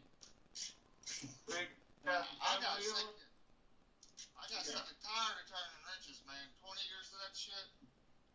Oh, I'm happy. Busting up your knuckles. Dude, Trendy Orca. Your arms, your back, everything. Trendy Orca. Billy says, Orca's like an actual orca. He can barely see him through the glass. Do a flip, bro. Southern Eastern girls are right. Hey, that's what I told my Barely see you through the glass, bro. That is so funny. You are. It's like we're all at the aquarium and we're looking at you through the glass, swimming around. That's such a funny realization because it's true. I'll wait until you're done talking about hot chick. Okay, well, they are brought up poor mostly so they don't get overweight. They train horses and bale hay so they get a butt on them, and they are trained to be polite equals science. Fucking Billy. You guys, hey, if you agree that Billy's fucked up, yeah, let me hear from you vocally right now. Say yeah in the chat. Billy's fucked up. Hey, I give him props for it. Billy, you're fucked up, bro. Florida's the hardest place to find a girlfriend. Billy, Florida is the hardest place to find a girlfriend. Bro, all of my girlfriends stalked and found me. All of them. And, you know, one of my favorite stories, okay, several of my favorite stories, but one of them, the story just switched. This is my fucking favorite story, was I parked my Escalade outside a bar one night that I was performing in. And this gorgeous woman, and I can't get explicit out of respect for family members because I love her to death. But this gorgeous woman said to her, one of her best buddies, who was close friends with me, said, man, whoever's driving that Escalade is getting some action tonight. And that, my friends, was a fact. My favorite fucking story. That was my favorite fucking story. Without revealing anything. Bro, I was like, my friend came up to me and she's like, hey man, this girl, she said this about your truck. And I'm like, take me to her now. Bring me this woman now. Take me to her right now. Where? Why isn't she standing right next to you right now? Where is she? Who is she? Where? Because it's like you said, bro. Every girlfriend I've ever had basically stalked and came after me. You know, because you can't approach girls. Oh man, in Florida it's hard. Yeah, in California it's different, man. You can walk up to any woman, any girl here in California. You can start up a conversation, any age. It doesn't matter. Nobody's going to look at you weird or anything. I see old men talking to young girls all the time, and it's nothing presumptuous or anything about it. It's just I live in a town where it's a small town, and everyone talks to everyone, you know. And there's not like a, you know, it's not like a big city where you have to worry about some. And what's crazy is, this is what's crazy. My town, okay, Lake County, is for some reason it is a known refuge for child molesters. Okay, Karen. They have there's. Now, come on. Let's see you. A bunch of them have come to this county to try to hide from society. And they get up in the mountains or they get in a trailer out on some property to just get away from everybody. And you go through, there's an app that tells you where all the child molesters are in your area. And we checked Lake County, and there weren't too many around where I live, luckily. But, bro, in the more heavily populated areas, you're just like, dude, there's not that many people that live here. Look how many of these motherfuckers live here in this county. It's pretty fucked up. That being said, any of those motherfuckers gets caught slipping, they get disappeared, and it already fucking happened. Somebody went, was known for was a convicted child molester, went up to somebody's daughter, was talking to them in public, and a dude that I know personally, he went up to this guy and said, hey man, I just want you to know something. He's like, the next time me or any of my friends see you talking to a child in this town or in this county, no one's ever going to hear from you again. And you know what? The guy doesn't go out in public anymore. And that's how this county is. We know you're here, but if we fucking find you, and if we find you fucking talking to kids, your ass is fucked. You're going down. And like, these motherfuckers will take you and bury you. Everybody's got a fucking tractor. Everybody's got a backhoe. Everybody's got a fucking skid steer, man. I was one of the last people in my fucking neighborhood to get heavy equipment. You know, everybody can bury your ass. And you get fucking buried. Motherfuckers know, man. People are gone. Look at those tats. Why don't you do podcasting, Heavy P? Look at those tats. People would love you. Oh my God, are you kidding me? That's all it takes. All you need is a head tap, bro. Heavy P. Heavy P. Heavy P. I'm gonna make you fucking famous. I'm gonna make you fucking famous, bro. Dude, are you kidding me? Do you want a podcast? Do you want to be famous? I'm gonna make you fucking famous. I'm gonna make you fucking famous, bro. Dude, are you kidding me? I got over 200 tattoos. I would love it. Well, start podcasting, bro. Start podcasting. Do whatever you podcast whatever you're passionate about, and you can keep it clean, bro. If you keep it clean and you don't smoke on your podcasts, you'll be fucking famous overnight. People are gonna love your tattoos. It's all about the tats. The more ink you show, the more fucking people you'll get following you. I promise you. You'll have hundreds of people watching you. Do it on Facebook. Just start going live, man. Just go live on Facebook. Start doing live streams. Yeah, I've got a fucking tattoo all down my arm here. Yeah, we were. Fuck yeah, we Trendy started Orca. doing it, and then I quit. You did start podcasting? Why did you quit?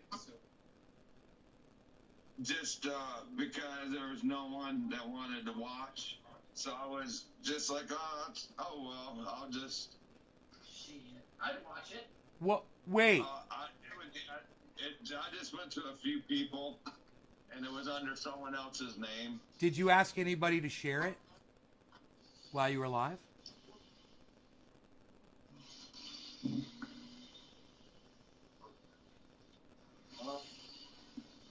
Yeah, we shared it. Really? You shared it around? Hey, man. Yeah. Were your tattoos visible? Oh yeah, you could see my whole body. Yeah, I'm full of them. Brother, there's some... With my shirt off. Brother, I'm fucking telling you, you could do anything on podcasting and you will get a following. I will send you the followers. I will fucking send you the followers. Start podcasting again. Start doing it again. All right? It's gonna work for you, brother. I promise. Look at this motherfucker, bro. Look at this motherfucker. Right? Do you even feel pain? Do you even feel pain when they're doing this to you? Yeah.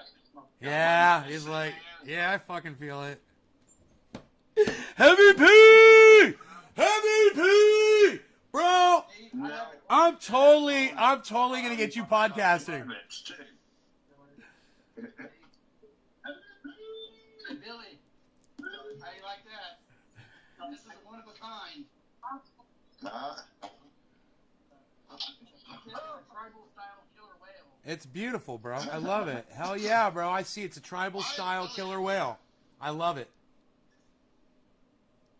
Damn, Heavy P is inked the fuck up, son. What? Yeah. You do tattoos or you just have a 20 years into this. Bro, tattoo artist, Billy? No, We- my best friend is. when What's he charge for hours? He charges $80 an hour. Sweet. I might have to look him up. Yeah, I'm down here in Florida, and Oh, where all the hoes are, right? yeah, where all the hoes are. It's a good place to live. Yeah. Yes. Hey, Karen, what's up? Karen's in the chat. Hi, Karen. Oh, she finally made it. Woo. Oh, she disappeared. There she goes. We saw her and then she There disappeared. She goes. She might not have had a good connection. See, now you guys got me saying hoes all the time. It's all your fault, Billy.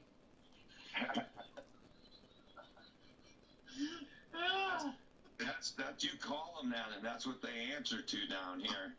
Oh. They used to have, they had that song "Hose Drop." The girls loved that song, and the girls would drop straight down to the ground every time they played that song. And then Yeah.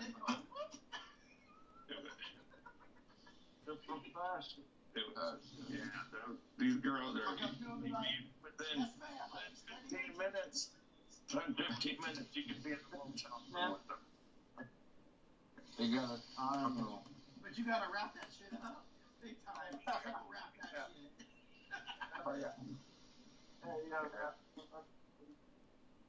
I don't need no little violent little trendy orcas running around. I got you. If I do, I'm shipping them today. Send them today. How about that? He'll educate them all right.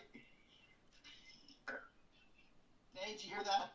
Yeah, I heard you. We don't use casting nets, bro. It's illegal. No netting.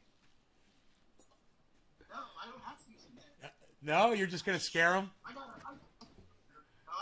rod and reel, okay? A rod reel. I've got several, bro. I cleaned out my garage, All I gotta do, and I noticed I had some rod reels too that I totally forgot about. Go ahead. All you got to do is what? trendy orca. All I gotta do is give them a SeaWorld smooch like they do at SeaWorld. A SeaWorld smooch. And then I can't get them off my dick.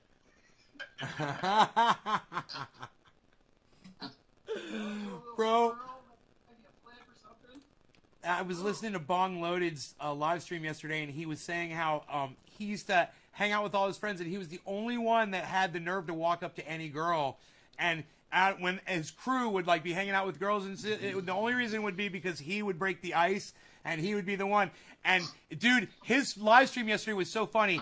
And he's like, and you want to know why I did that? He says, and he gets really serious, and he just looks at the camera and he goes, numbers. He's just like, it reminded me of the scene from Office Space when the dude goes, 2 girls at the same time. He's like, I don't know, if I was a millionaire, I could kind of probably get that working. It was so fucking funny. He goes, numbers.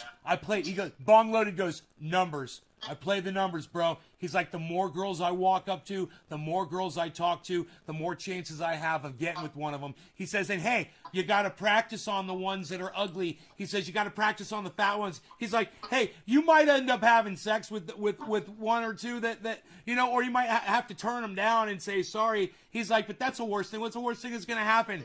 He's like, you gotta hone it. And get to the point where you're a master at it. He says, then your friends will fucking all respect you because you're bringing all the women around. Dude, Bong Loaded was priceless last night. And if you guys aren't following Bong Loaded on YouTube, it's Bong Loaded on YouTube. And he's also on Facebook, Jed Doan. You guys should be following him. He's fucking hilarious and he keeps it real. He fucking has great stories. Great stories. And usually the stories are about whatever he did that day, which is pretty fucking awesome. He's into remote control shit. He's a grower. He grows some dank. He's a breeder. He's growing different strains. He's straining it up. It's getting strainy with it. Let me move this. This is bothering me. Dude, was I fucking covering up? I gotta find a place where I can go. Yeah, I Here we go. get out to California one day. I gotta go back to Long Beach to go see my niece. LBC. So, I got a friend that lives. I got a friend that lives up around Hollywood. He does like film stuff, but he said, like, oh man, come up here for the week or something. Come hang out for a while. yeah, it's beautiful on the water, but I don't want to stay on it. Dude, the amount of control the social media is putting on us is so obnoxious. Karen, I was just thinking about this today. I was thinking about how stupid it is that when I used to talk about COVID, that I would get in trouble and they would, oh, you can't talk about this. You can't. Who the fuck are you to tell me what I can and can't talk about? Or who the fuck are you to tell me what I can and can't believe? And who the fuck are you to tell me what I can and can't share with my audience? And if I say, last night I saw a bright light in the sky and I swear it was an alien. I saw aliens last night. And if I want to say that to my audience and it's total bullshit, well then so be it, because that's what my audience wants to fucking hear. And suck my dick for trying to control the fucking narrative no matter what it is. So Karen McDonald said this. She says, I got put in Facebook jail for saying men are stupid, referring to my old man. Dude, I'm so fucking sick of this amount of control. You know, oh, so she's a sexist. It's reverse sexism. They got ya. Reverse sexism. Can't say men are stupid. Well, let me tell you something, Karen. Men are fucking stupid. Women are fucking stupid. I mean, what else can I say? How is that? How do you get penalized for saying that? God. I said men can be stupid too, because the dude was talking shit about women, and I said, well, men can be stupid too. But the session timed out, and I got put in Facebook jail for 30 days. What the fuck? It's getting out of control. Dude, it is way out of control. Oh my God. And they went back 8 years on a meme that I shared 8 years ago. This has been about a month ago. And they put me in Facebook jail, or I couldn't share or go live or nothing like that, but I can still comment. Yeah, I shared something. I shared a picture. They didn't even show me what I shared. I said, what the hell was it? Right. Yeah.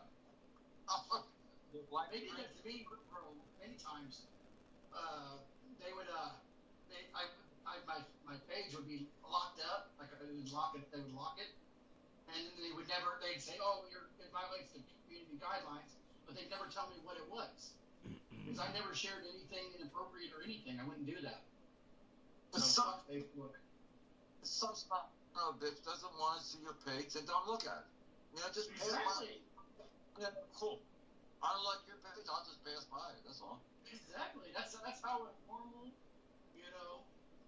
normal person would do it. Not these woke snowflake-looking motherfuckers. Yeah. There's girls on cars and stuff with babies. Oh, these guys wearing freaking skinny jeans with their balls up in their throat. Thankful. Thumbs up from Griffin. Tiny. Hey, Griffin, hold up your right hand kind of near your face. Hold up your right hand kind of near your face, Griffin. Hold up your right hand like this. Yeah. Now give me a high five, bro, away from your face. Give me a high five away from your face. No. No, to your right. To your right. Yeah, give me a not where we can see it on cam, though. Move over closer to your face. Do it from where your face is. Yeah, high five. High five. High five. That's perfect. High five. That was fucking perfect, bro. He wants to do it again. High five. High five. I tell you what, be trendy, get 2 flippers up. I tell you what. High five. How much? Hey, Trendy Orca is raising his flipper and waving it as he circles in the water. No. Let me explain to Billy what's going on with Orca. Billy, Trendy Orca's phone, the camera doesn't work on the front, so he can't view what's going on the camera. He can't see the chat or anything. unless he uses the rear camera in a mirror and can see the front of his phone. Yeah, that's why I'm in my bathroom. Yeah. If you hear him meow, it's my therapy cat from school. He's cool. He's high as fuck on cat. But at least we can see him, and he's using a candle so we can, we can see him. You know? That's right. It's fucking great. Dude, talk about fixing that. I mean, you totally fixed the problem. You tweaked it so good, bro. You figured it out. I mean, you totally fucking figured it out. You're like, man, I could do it in a mirror. I'm like, I don't think I've ever would have thought of that, bro. You're like a fucking genius that you even thought of that. Thank you. Thank you You very solved the much. fucking problem. It's a workaround. It's a workaround. Hey, orcas are one of the most intelligent creatures on the earth. Yes, and you just proved it. They know how to properly. You just proved it by this very shaky workaround. I may be intelligent, but when it comes to women, I always get the crazy ones. So go figure. Literally the crazy ones. Talk about crazy. Who saw last night's You may show? not wake up from. Who saw last night's show? That was pretty crazy, huh? Hey, I was gonna ask a question. Yeah. Do you guys see Nate in this picture at all? No, you shouldn't see me. I'm on the live stream. Everybody watching the live stream can see me. Oh, they can see us. Yeah. But we can't see it. Right, because I'm not using Manycam. I'm not using something that would let me split up my camera. I know. No. Here, let me delete the. I think I got an idea. On TV and on here. If I delete my camera right here. That'd be great. They did like 2 setups so that you can watch them both. Yeah. Here, let me see if I pop up. Because I deleted my camera. Well, guys, I have to get going. Ah, shit. It's a true pleasure, and I will jump on as soon as possible. As soon as I get a notification that you guys are live again, and being an adult Sounds like a sucks. plan. Being an adult sucks sometimes. Let me tell you. coming To up. all my trainees here, and hey, thank you. And I look forward to seeing you guys again. All right. Cheers. Be safe, be smart, and God bless Nate, or whatever deity you believe in. Whatever All right, you believe in, brother. Bless Nate. All right. All right, peace. Later. That's very nice. I like this chat room shit. Well, yeah, I'll leave the chat after I end the live stream. I'll leave the chat open, and if anybody from the chat wants to come in, from the live stream wants to come in the chat, there's a link to it right there, and I'll leave that open. All right, I'll go ahead and I'll end the live stream. But the chat's gonna stay open. They're calling for you, Billy. They're calling for you, Billy.